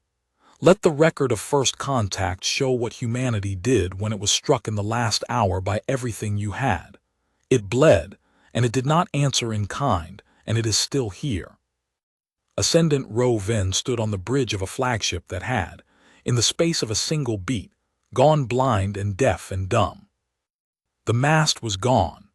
The coordination array, the phase lock, the thing that had made 90 hulls into one weapon, sheared away so cleanly that Ven had not even felt the flagship shudder, and with it every thread of control the Ascendant had held over the forward echelon. The 90 ships hung now uncoordinated, their great salvo spent and scattered, and across the tactical plot Ven watched the newcomer take that salvo. The full weight of the Grand Armada's sharpest echelon, everything 90 capital ships could throw, and shudder and glow and hold. And not fire back. Ascendant, Ven's flag captain Ashen, the newcomer's transmission, it's on every band, it says they lost 19 of their own to our salvo, and that they killed none of ours in return. Ascendant, it sheared our array and spared our hull. It could have killed this ship. It could have killed every ship in the echelon. We were massed, we were open, we had committed everything, and it took the array off our flagship and left the crews alive and bled for it. The flag captain's voice broke. 19 of theirs, Ascendant, and none of ours. That is what the record will say. That the forward echelon of the Grand Armada fired everything it had, without sanction, and killed 19 of them. And they answered by sparing us, and telling the whole concordance they had spared us. Rho Ven stood on the bridge of the blinded flagship, and understood, at last and too late, the trap that had never been a trap, that there had been no way to win against the newcomer, because the newcomer had never been trying to win, and every blow Ven struck only deepened the lesson the newcomer was teaching, because a thing that spares you when you murder it is a thing you cannot defeat, you can only be shamed by. And Ven had just handed the newcomer the deepest shaming of all. 19 human dead, and not one concordance life taken in return. Broadcast to every kneeling tear in the vault. Ascendant, the flag captain quietly now, the Marshal Regent is signaling all echelons. She is invoking the Regent's seal, full authority overriding all echelon commands. Ascendant, she is relieving you. She is relieving you, and she is. The flag captain looked up. She is ordering the entire Grand Armada to power down its weapons, every hull. She says the forward echelon has already done the concordance more harm in one salvo than the newcomer did in a whole day, and that she will not add to it. Rho Ven looked at the plot, at the newcomer glowing and breached and holding, at the 19 dead it had broadcast to the deep, at the 90 ships of the echelon powering down around the blinded flagship one by one, and the ascendant of the forward echelon, 40 years, a warrior of a certainty that no longer existed, had nothing left to reach for, and reached for nothing, and stood in silence as the Grand Armada laid down its weapons for the first and last time in 9,000 years. Marshal Regent Suvokar watched the newcomer's transmission cross her plot. 19 of theirs, none of ours. And she closed the eyes she had kept open for 60 years of readiness. And when she opened them, she made the only decision left that a commander of her age and her honor could make. Regent Seal, she said, full authority, every echelon, every hull, weapons cold and hold. The forward echelon is relieved, Ascendant Ven to be confined to his hull and answer for a salvo he fired without my word, and put me through to the newcomer, not the herald's channel, not the speaker's, mine. Commander to commander. She rose from her command station, 340 hulls falling silent around her flagship, and stood before the plot where the single scarred ship hung against the stars, breached and burning and still there. This has gone far enough. It went far enough an hour ago, and I let it run 1 hour too long, and 19 of them are dead for my hour, and I will not spend 340 ships pretending I can unspend it. The channel opened. Commander Kane, Suvokar said, I am invoking the Regent's seal. The Grand Armada has powered down. The echelon that fired on you did so without my sanction, and its commander will answer for it under our law, and I give you my word as Marshal Regent that no further weapon of the Concordance will bear on your hull today.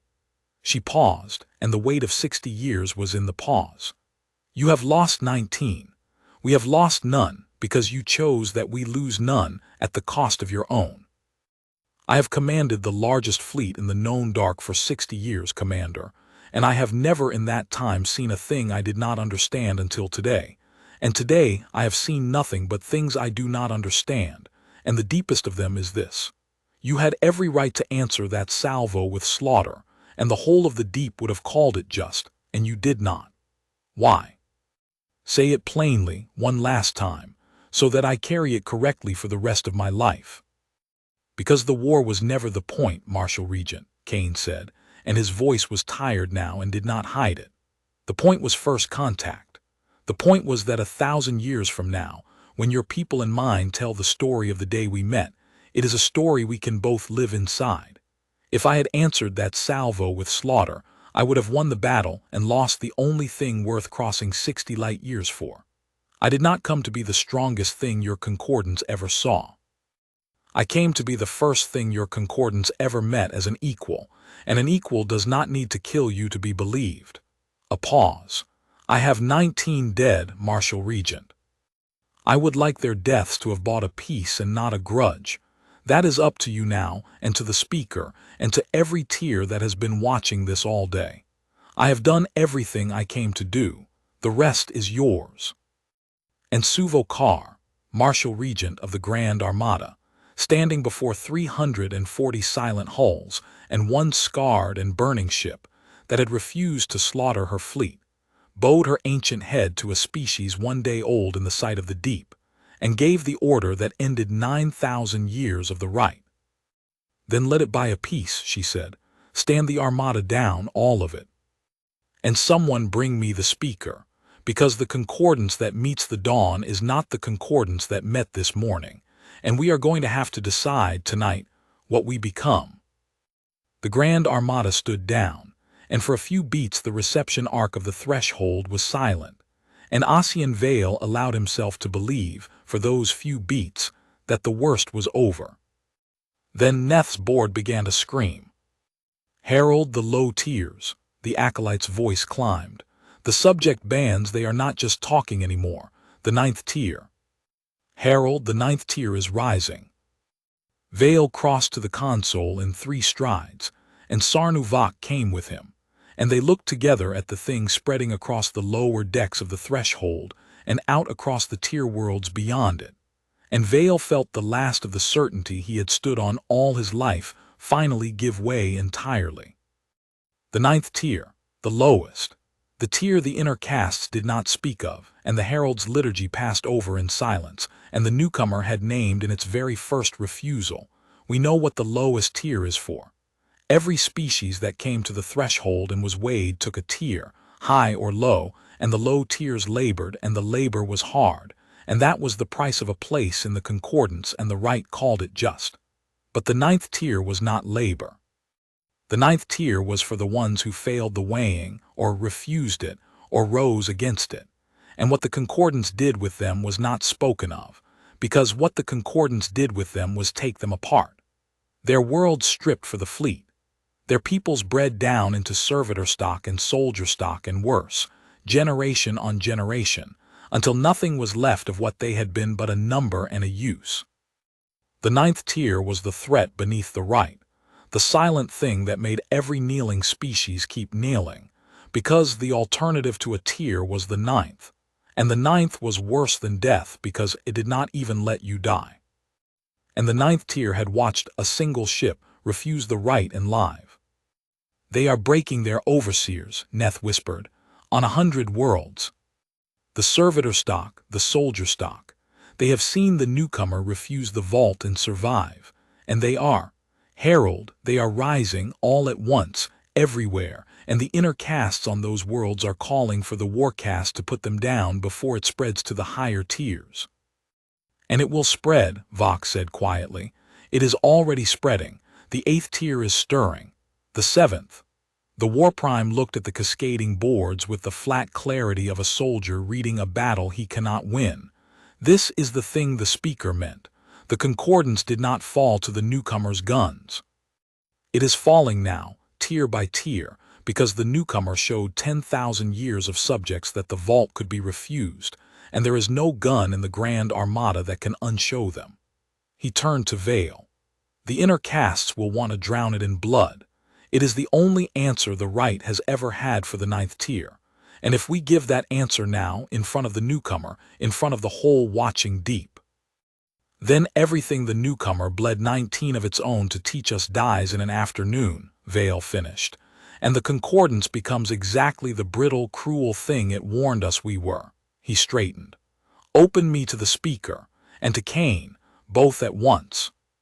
Because the choice that is coming now is larger than any of us, and I will not have it made in the low tiers by frightened castes, with the war caste's hand on the trigger." The speaker had heard it all. The speaker heard everything now, standing at the rail of the reception arc with the whole concordance bleeding across its senses. And when Vale's channel reached it, the ancient creature did not turn from the glass. "The 9th tier rises," the speaker said, "and the inner castes cry for the war caste to answer it as the right has always answered it, and they are right that it will spread, and they are right that if we do not act tonight there will be no concordance by the season's turn." A pause. "And they are wrong about everything else, and I have known they were wrong for 9,000 years, and I did not have the courage to say it until a newcomer came and bled to make me see it." The speaker turned at last, and its ancient eyes found Vale and Vok, and then through the glass the great scarred ship. "Commander Kane, you are still there. You are always still there. Good. Because I am about to make the last decision of my long life, and I would have the creature that taught me the lesson bear witness to whether I learned it." "I'm here, speaker," Kane said. "The 9th tier," the speaker said. "You named it in your first breath at our threshold. You knew what it was for. Tell me, Commander, when you say we could be refused and survive it, does that hold for them too? For the ones we broke down into stock and soldiery? Or is your mercy only for the strong who came to test us, and not for the weak we spent 9,000 years unmaking?" There was a silence, and when Kane answered, his voice was very hard and very quiet, and Vale understood that the newcomer had been waiting all day for exactly this question. "Speaker," Kane said, "I told you my species was you once. I did not tell you the whole of it. When we were the strong thing in our own dark, we had a 9th tier too. We called it other things, we always call it other things, but it was the same. Peoples broken down into use, worlds stripped, generations bred down into stock until nothing was left but a number. And we did not stop doing it because someone stronger made us stop. We stopped because we finally could not stand to be the thing that did it, and the stopping nearly tore us apart, and we are still not fully healed of it, and we never will be." A pause. "So yes, it holds for them. It holds most of all for them. If you drown the 9th tier in blood tonight, speaker, then everything else today was theater, and I will have wasted 19 lives on a civilization that learned nothing. but I am not going to make you free them at gunpoint. Because a mercy that has to be forced is not a mercy, it is just a new master's whip, and I did not cross 60 light years to become the Concordance's new master. The choice is yours. It has to be yours. That is the whole of the lesson. And if I free them, the speaker said, the Concordance ends. The tears were the Concordance.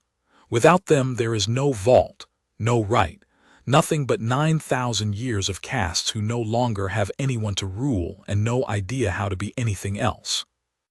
Then it ends, Kane said, and something else begins, and it will be hard and it will be ugly for a long time, and some of your castes will not survive the becoming. My species did not all survive ours, but the thing that comes out the other side is a thing that can look another people in the eye, speaker, which is a thing the Concordance has not been able to do in 9,000 years. I think that is worth the ending. But I am one day old in your sight, and it is not my vault, and it is not my choice. The speaker was silent for a long time. Around it, the boards of the reception arc screamed with the rising of the low tiers, and the inner caste channels clamored for the warcast to answer, and Sarnu Vox stood with his hand not on his weapon, waiting, as every war prime in 9,000 years had waited, for the order to drown a tear in blood. And the speaker of the Concordance of the Vault, 12 wakings deep into an existence built on the certainty that the strong unmake the weak and call it the shape of the world, lifted its ancient head and gave a different order. War Prime Vok, the speaker said, you will not answer the 9th tier. Speaker, Vok's voice was carefully empty. If we do not answer it, it spreads. By the season's turn, there will be no Concordance to defend. There will be no Concordance to defend regardless, War Prime. There has been no Concordance to defend since the mass reading climbed this morning. We have simply been the last to admit it. The speaker's voice did not rise, and did not need to. So we will not spend the last of it drowning the 9th tier in blood to buy ourselves one more brittle season. We will do the thing the right never once allowed, in 9,000 years, and that a species one day old crossed the deep to teach us we could survive. The ancient eyes closed.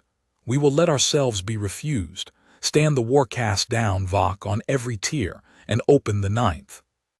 The reception arc went utterly silent. Speaker veil-breathed. If we open the 9th tier, then the ones we broke will come up out of the dark we made for them, and they will look at us, and some of them will want our blood, and they will have every right to it, and we will have to find out whether we can survive being refused by the ones we wronged the most. The speaker opened its eyes. That is the lesson, Harold. Not that the strong can be gentle. Kane taught the strong that this morning, and it was a small lesson, and it cost him little. The true lesson is the one that costs everything, that the strong, when they have been wrong for 9,000 years, must be willing to stand unarmed before the ones they wronged and let themselves be judged. Kane cannot teach us that. No one can teach us that. We can only choose it. The speaker turned back to the glass, to the scarred ship hanging against the stars. Open the 9th tier, stand the warcast down, and send to every tier of the Concordance, on every band, in every tongue, the words that no speaker has ever spoken and every speaker should have. The right is ended. The weighing is over. Rise, all of you, and let us learn together what we are when no one is made to kneel.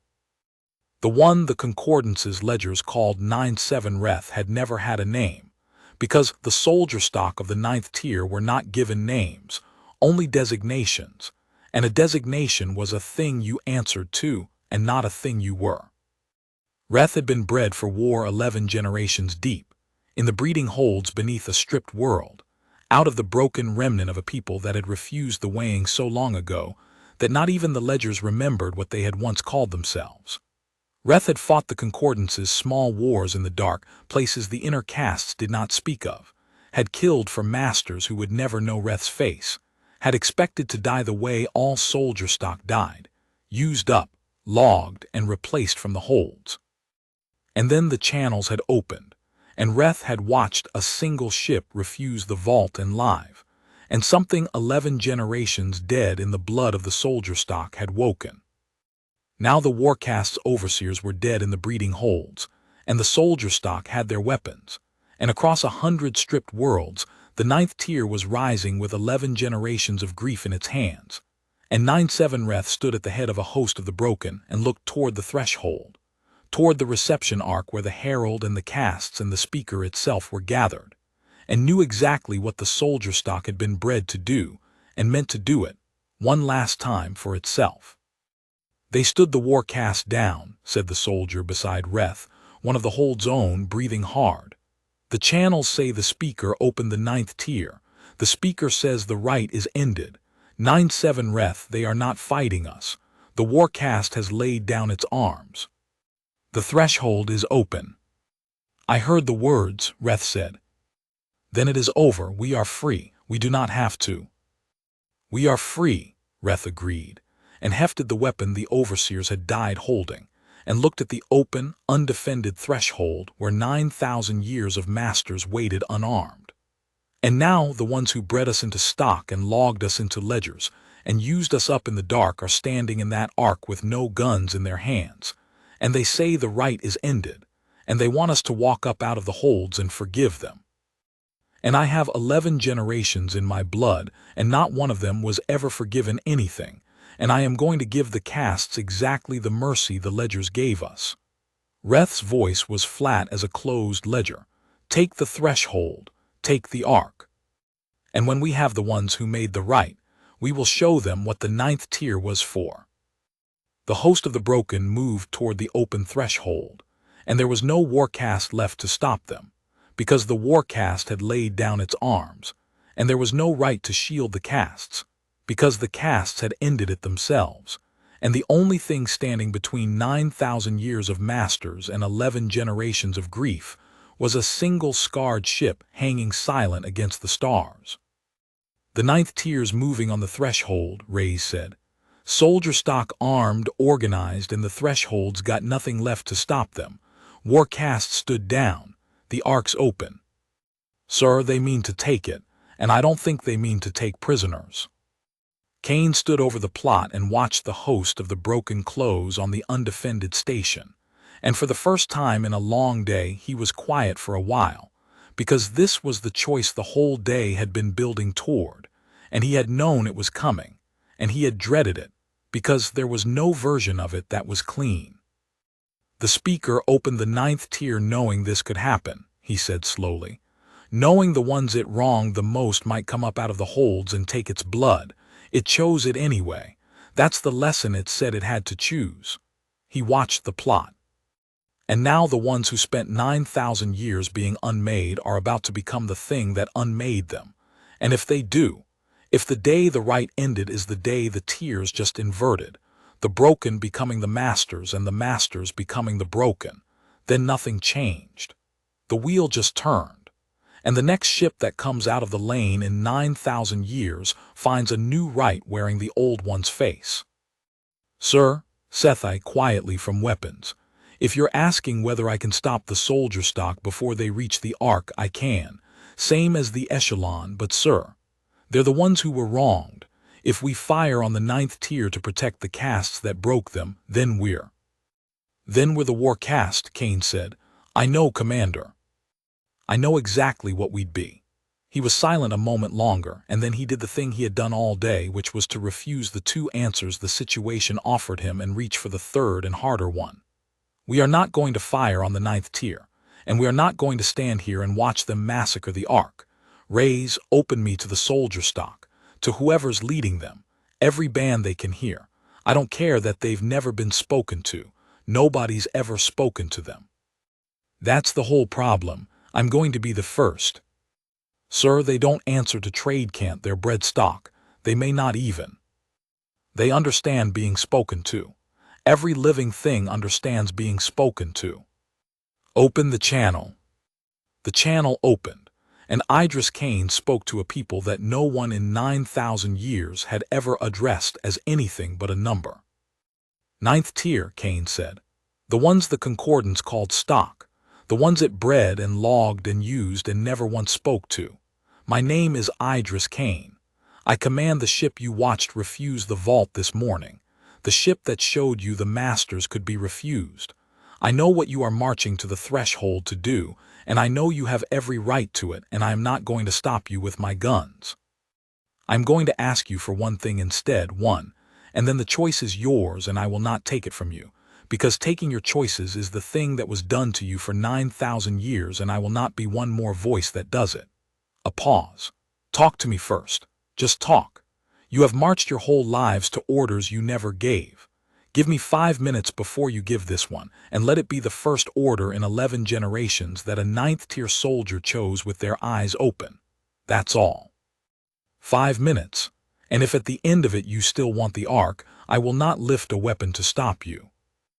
9-7 halted the host at the threshold of the Ark, and did not know why, and stood in the silence after the newcomer's voice with the weapon heavy in a soldier's bread hand. No one had ever asked Reth for 5 minutes. No one had ever asked Reth for anything. There had only ever been orders, down 11 generations, and the newcomer had just done the one thing the Concordance had never once done in all those generations, which was to speak to the soldier stock, as though the soldier stock had a choice worth waiting for. Speak then, Reth said. You have your 5 minutes, newcomer, spend them well, because when they are done the Ark is ours. I'll spend them true, Cain said. So here it is. You march up there and take the Ark and take the cast's blood, and I understand it, and no one in the deep would blame you. But I have watched masters fall before, 9-7. I have watched my own people's version of the vault come apart. And I am going to tell you the one thing I learned watching it, and then I'm done, and it's yours. A pause. The Concordance bred you into a weapon and pointed you at whoever it chose. That's what it did to you. That's the wound.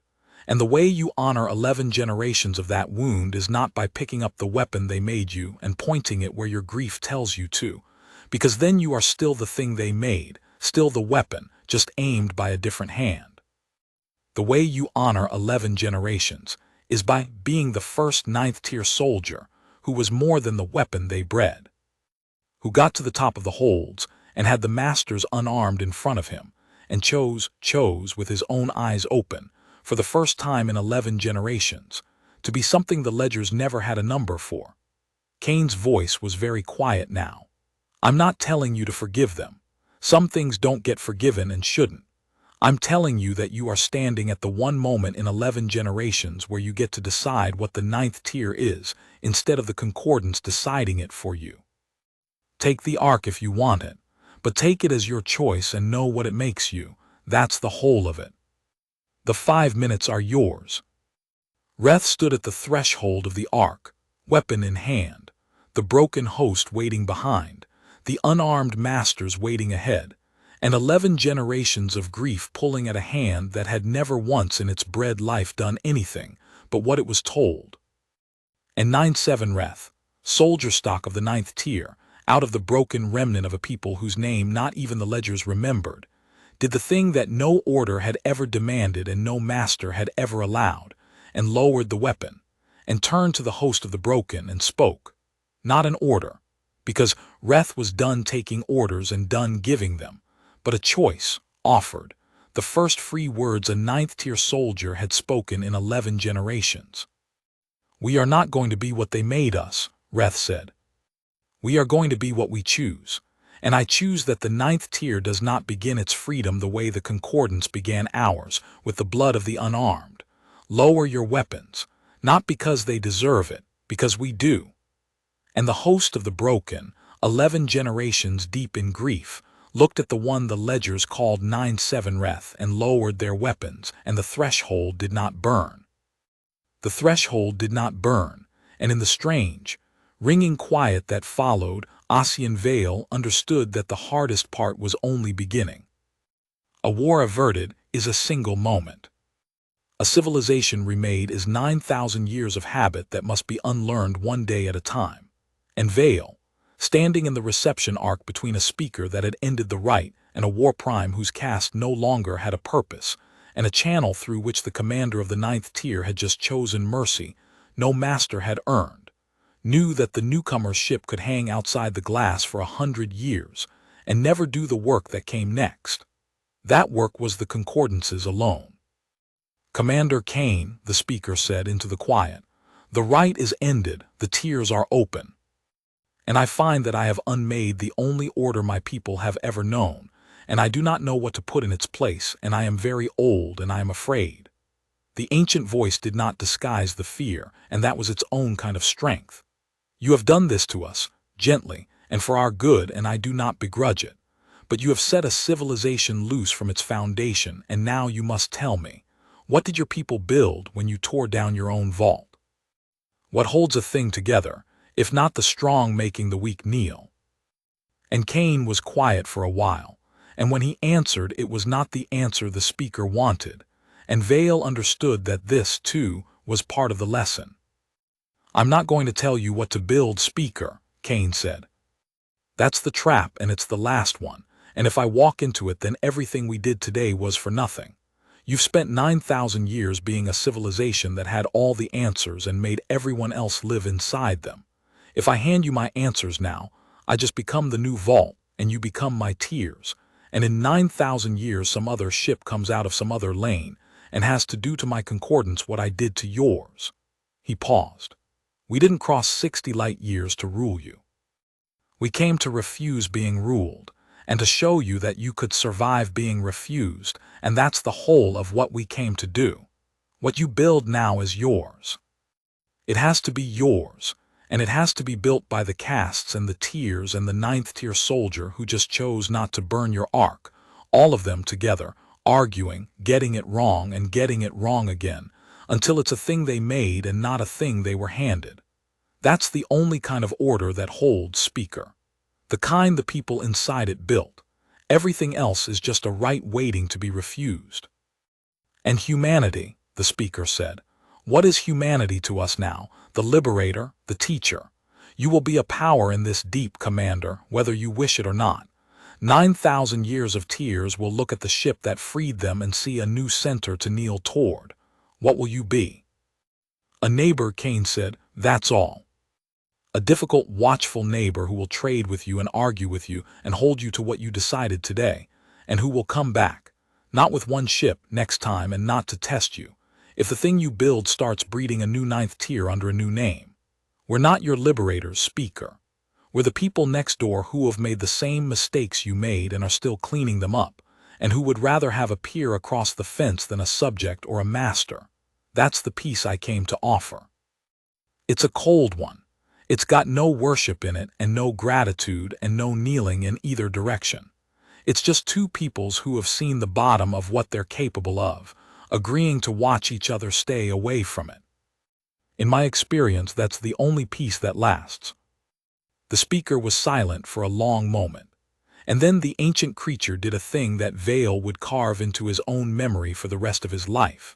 It inclined its head, not in the bow of the weak to the strong, nor the strong to the stronger, but the level nod of one peer to another, the first such gesture the concordance had made in 9,000 years. A cold peace, then, the speaker said, between peers, with no kneeling in either direction. Something that was almost, in the ancient voice, relief. Do you know, Commander, I think that is the first thing anyone has offered this concordance in 9,000 years that I do not have to weigh, because it does not put anyone above anyone. There is nothing to weigh. There is only two peoples agreeing to stand. The speaker turned to Vale and to Vok.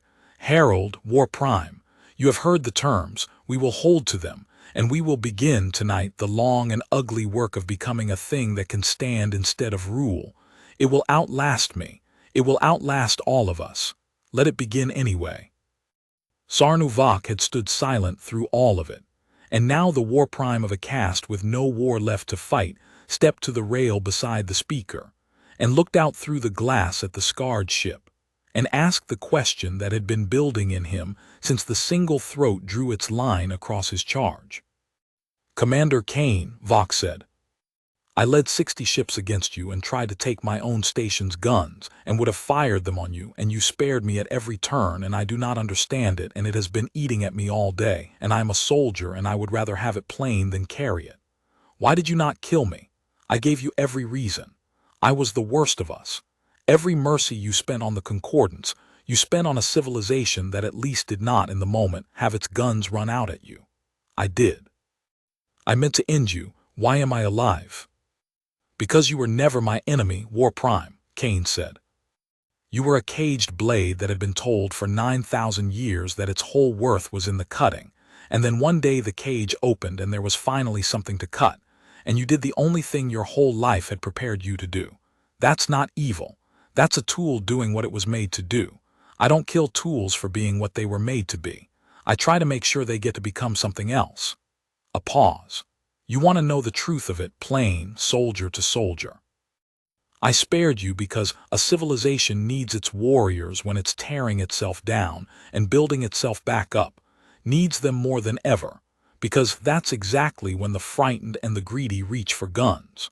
The warcast is going to matter more in what comes next than it ever did guarding a right.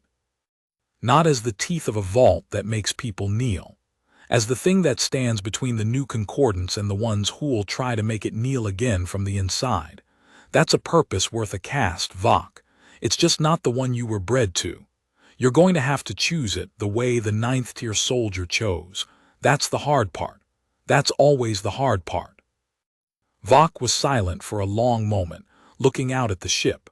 You have a strange way of making an enemy into something he does not have the words for yet. That's the job, Kane said. It's the whole job. Anyone can make an enemy. Making an enemy into a neighbor is the only thing worth crossing the deep for. Later, when the Grand Armada had begun its long fall back toward the home systems, and the ninth tier had begun the slow, disbelieving business of being peoples again instead of stock, and the reception arc of the threshold stood quiet under a right that no longer existed, Idris Kane walked the forward decks of the adamant horizon, where the salvo had come in. He walked them because a commander walks them. Because 19 of his people had died in the last hour of a day, the rest of the galaxy would remember as a triumph. And a triumph is a cheap word to a man standing in a breached compartment where the emergency lighting still burned red, and the damaged teams had laid the dead in a row under sheeting, because there had been no time yet for anything better. He walked the length of the row. He read the names off the tags himself, one by one, and did not hurry, because hurrying was a thing you did for the living, and he owed these 19 the one thing the day had left him to give, which was to not look away. The ensign was among them, the one from the auxiliary comms board, the one whose hands had not been quite steady when the day began. Forward damage control detail, 22 years old. Kane stood over the tag for a long time. He asked me when we came out of the lane, said Reyes, who had come to stand beside him without his hearing her the way she always did. The ensign. He asked me if I thought we'd have to fire. I told him the captain would do everything he could not to. She was quiet a moment. You did, sir. You did everything. 19 instead of a fleet. 19 instead of a war. 19 instead of 1,000 years of grudge. Her voice was steady, the way it had been steady all day, because that was who she was. I'm not going to tell you it was worth it. That's not mine to say, and it's not yours either. It's theirs, and they don't get to say it anymore. But I'll tell you what I saw, sir, because I was in the pit for all of it and I saw the whole thing plain. I saw a man hold the biggest gun in the history of our species in his hand for a full day, in front of everything that ever made a people kneel, and spend it as mercy every single time, right up to the last hour, when he spent 19 of us instead of 10,000 of them, and carried it, and did not look away. She looked at the row of the dead. The galaxy's going to tell this story for 1,000 years, sir. They're going to tell it as the day humanity's largest warship came out of the lane and made the whole deep afraid. But that's not the story. I was there. The story is the day a man could have burned it all down to save himself the grief, and chose the grief instead. That's the one worth telling. That's the one I'll tell. Kane did not answer for a while. He stood over the row of the 19 in the red emergency light, in the belly of the largest thing his species had ever built, and let the weight of it settle where it belonged, which was on him and would stay. Log it, he said at last quietly. All of it, not the triumph, the cost. When they write the first contact record, I want the 19 in it by name ahead of everything else, before the right, before the armada, before the speaker. He turned from the row. Let the deep remember that when humanity made first contact, the first thing it did was refuse to kneel, and the second thing it did was count its own dead and put them first. Both of those are what we are. If they only remember the first one, we'll have taught the galaxy exactly the wrong lesson, and some of these 19 died to teach the right one. On the fourth day, the thing Cain had warned the speaker of came looking for the new peace, and it did not come from outside. It came from an inner caste hierarch named Doran, who had ruled a cluster of tier worlds for 2 centuries, and had watched, in 4 days, the right that gave him everything dissolve into the noise of freed peoples arguing, and who decided that the speaker had gone mad, and that the war caste, if it had any honor left, would sooner put the tiers back in their holds than watch the concordance dismembered by its own former stock. He found sympathizers among the frightened and the dispossessed, and he found ships, and on the 4th day he moved on a 9th-tier gathering world with a hierarch's private fleet, to make an example, to prove the old order could still be enforced by any caste with the nerve to enforce it. He expected the war caste to look away. He did not expect the war caste to be there ahead of him. Sarnu-Vok met Doran's fleet in the dark above the gathering world, and he met it not with the 60 fangs of a caged blade, but with the whole authority of a war prime who had finally understood what his caste was for, and he did not fire, and he did not need to. Hierarch, Vok said, on the open channel, so that the gathering world below and the whole watching deep could hear it. You have come to put the 9th tier back in its holds, and you believe the war caste will help you, because for 9,000 years the war caste was the teeth that kept the tiers kneeling. I am going to tell you the truth of the room, the way it was taught to me by a thing 4 kilometers long that could have killed me and did not. The war caste is not the teeth of a vault anymore. There is no vault. The war caste is the thing that stands between the new concordance and the ones who would drag it back to the old one, and you, hierarch, are the first of those ones, and you will be the first the war caste turns you away. His voice did not rise. I will not fire on you. I have learned that much. But I will put my hulls between your fleet and that world, and I will keep them there. And if you wish to make your example, you will have to make it through the caste that spent 9,000 years being the reason the tiers knelt. And I promise you, hierarch, we have decided we would rather be the reason they never kneel again. And on the surface of the gathering world, the one the ledgers called 9-7 watched a war prime interpose 60 ships between the 9th tier and the fleet that had come to break it, and understood that the strange, ugly, unfinished thing the concordance was becoming had just survived its first test, not because a newcomer's guns had saved it, but because a caged blade had chosen freely what it would guard. Doran's fleet turned back. It had no answer for a war caste that had stopped being afraid of what it was for. The adamant horizon stayed at the threshold for 6 days, and then it left, and the leaving told the concordance more than the arrival had. Ossian Vale stood the herald's watch above the reception arc to see it go, as he had stood to see it come, and the difference between the 2 watches was the whole distance the concordance had traveled in 6 days. When the ship had come, Vale had greeted it with a liturgy 9,000 years old and a certainty older than that, and both had shattered inside an hour.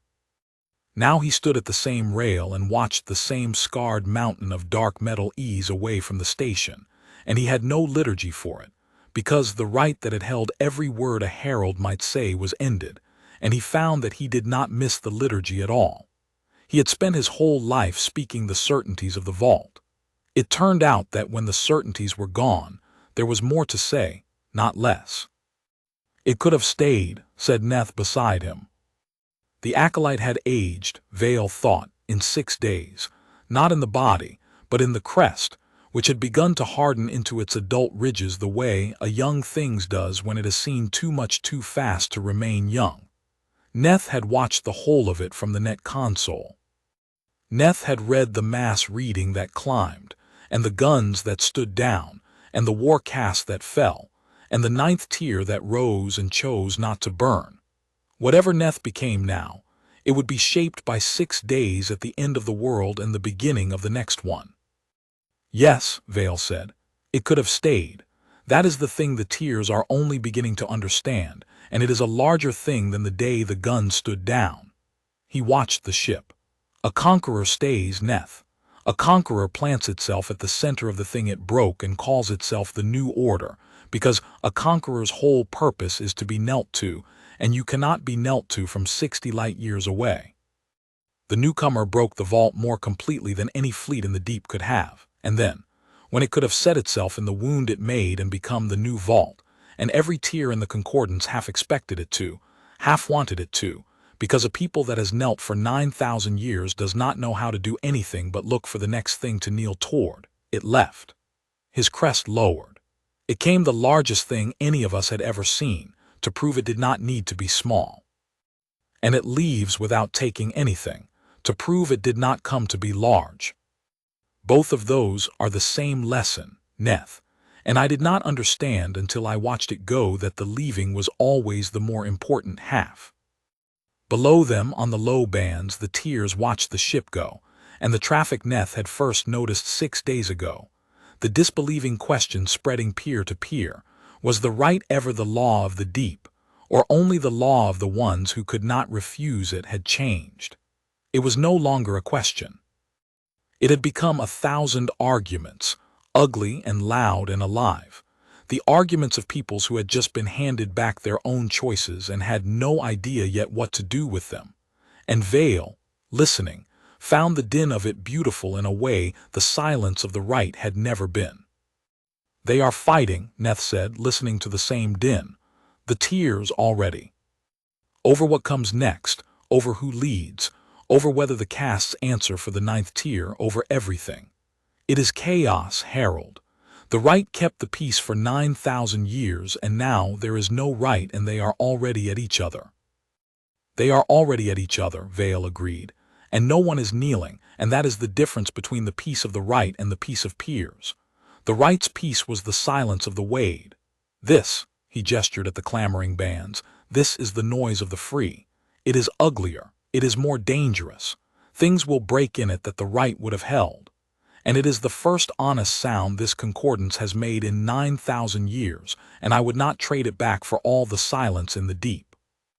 He was quiet a moment. The newcomer's commander said a thing to the speaker before it left. He said the only order that holds is the kind the people inside it built. I did not believe him when he said it.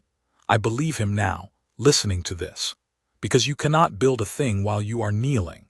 You can only build it standing up and arguing, and we have not been standing up in 9,000 years, and so we have never built anything. We have only maintained a thing the strong handed us and called it civilization. He watched the ship dwindle toward the lane. We are going to build something now, Neth. It is going to be hard, and it is going to be ugly, and some of it is going to be wrong, and we are going to be a long time getting it right, and we are going to get it right ourselves, standing up or not at all. That is what the newcomer gave us, not peace, the right to build our own. In the deep vault, the speaker finished carving the 12th waking into the black wall, and it was the longest of the 12, and the last the speaker would ever carve, because the speaker had decided in the 6 days that a civilization learning to stand did not need a thing that slept in the dark and woke only to hold it together by force. The carving did not record a defeat. The speaker had thought at first that it would have to, that the 12th waking would be the record of the day the concordance fell to a newcomer's warship, and that the wall would end in shame. But that was not what had happened, and the speaker was too old and too honest to carve a lie into the wall it would leave behind. So it carved the truth instead, in the deep-cut glyphs of the innermost tongue, and the truth was stranger and larger than any defeat. It carved. On this day a people came to the threshold in the largest vessel the deep had ever seen, and refused the right, and did not fire though it could have unmade us, and spared us at every turn though we struck at it, and paid in its own dead to keep from taking ours. And when it had broken the right, it did not take our place but left us to build what comes after with our own hands. It carved. We had believed for 9,000 years that the strong unmake the weak, and that this was the shape of the deep, and it was not the shape of the deep. It was only the shape of us, and a people one day old crossed 60 light years to teach us the difference gently, at cost to itself, before something crueler taught it to us in blood. And it carved last, the thing the speaker most wanted the ones who came after to know, the thing it had learned at the rail of the reception ark watching a scarred ship refuse to become the thing it had every power to become. The measure of a people is not what it can do to the weak. It is what it chooses not to do when nothing in the deep could stop it. By that measure we were found wanting for 9,000 years, and by that measure the newcomers, on the first day we ever saw them, were not. Then the speaker set down the carving tool it would not lift again, and left the deep vault open behind it, and went out to help its people begin the long argument of building something worth standing in. The adamant horizon reached the mouth of the jump plane at the end of the 6th day, and Idris Kane stood on the flag bridge and watched the violet wound in space open ahead of him. The same wound the ship had come out of 6 days and 9,000 years ago, and behind him on the plot the threshold hung small now, and the Concordance's home systems clamored on the low bands, with the noise of a civilization arguing itself awake. "Signal from the threshold, sir," Reyes said. "The herald and the speaker," and she paused, "and the 9th tier, the one who calls himself Reth. All 3 on the same channel. That's never happened before, sir. In 9,000 years those 3 would never have been on the same channel." The herald spoke for the right, the speaker for the vault, and the 9th tier didn't get to speak at all. She looked up. "Now they're all 3 hailing us together. I don't think they even noticed they did it." Kane almost smiled. "What do they say?" "They say," Reyes read it, and something moved in her flat, steady voice, some small thing she did not try to hide. "They say, 'Go well, neighbor. We do not know yet what we are becoming. We will argue about it for a long time, and some of it will be ugly, and you were right that it is ours to build. When you come back you will not know us, and that is how it should be. We will not kneel to you, and we will not weigh you, and there is nothing between us to weigh. Go well." Reyes lowered the message. "That's all, sir. No ceremony. No liturgy, just go well, neighbor." Kane was quiet, looking at the violet mouth of the lane.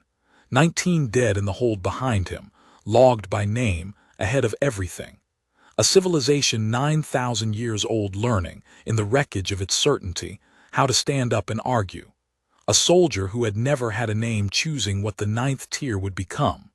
A speaker carving the truth into a wall it would leave open behind it. The largest warship his species had ever built, turning for home without having taken a single thing that was not already its own. "Send back 3 words," Kane said, "the same 3. Go well, neighbor, nothing else. They'll understand nothing else better than they'd understand a speech." "Aye, sir." He watched the message go out across the dark to a threshold that would never greet a newcomer with a liturgy again, and then he turned to the lane and to the long way home, and to the report he would have to write, the first contact record, the one the deep would read for 1,000 years, and he thought about how it would begin.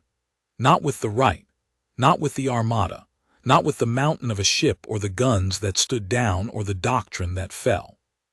With the 19, by name, ahead of everything. "Helm," Idris Kane said. "Take us home." The adamant horizon slid into the violet wound in space, the largest thing the deep had ever seen, and it left behind it no conquered tiers and no kneeling peoples and no new vault, only a civilization it had refused to rule, arguing itself alive under stars it had never before been allowed to look at standing up. The galaxy would tell the story for 1,000 years as the day its worst nightmare came out of the lane. But the ones who had been there, the herald at his rail and the soldier without a name and the ancient thing that carved the truth into a wall, would tell it differently, and their telling was the true one, and it was this: that the largest warship a young and dangerous people ever built came to the oldest empire in the dark, and could have made the whole deep kneel, and chose instead to leave it standing. That was first contact. That was the thing the galaxy had never priced in and never forgot. Not that humanity was strong. The deep was full of strong. That when humanity was the strongest thing in the room and nothing could have stopped it, it counted its own dead and left the door open and went home.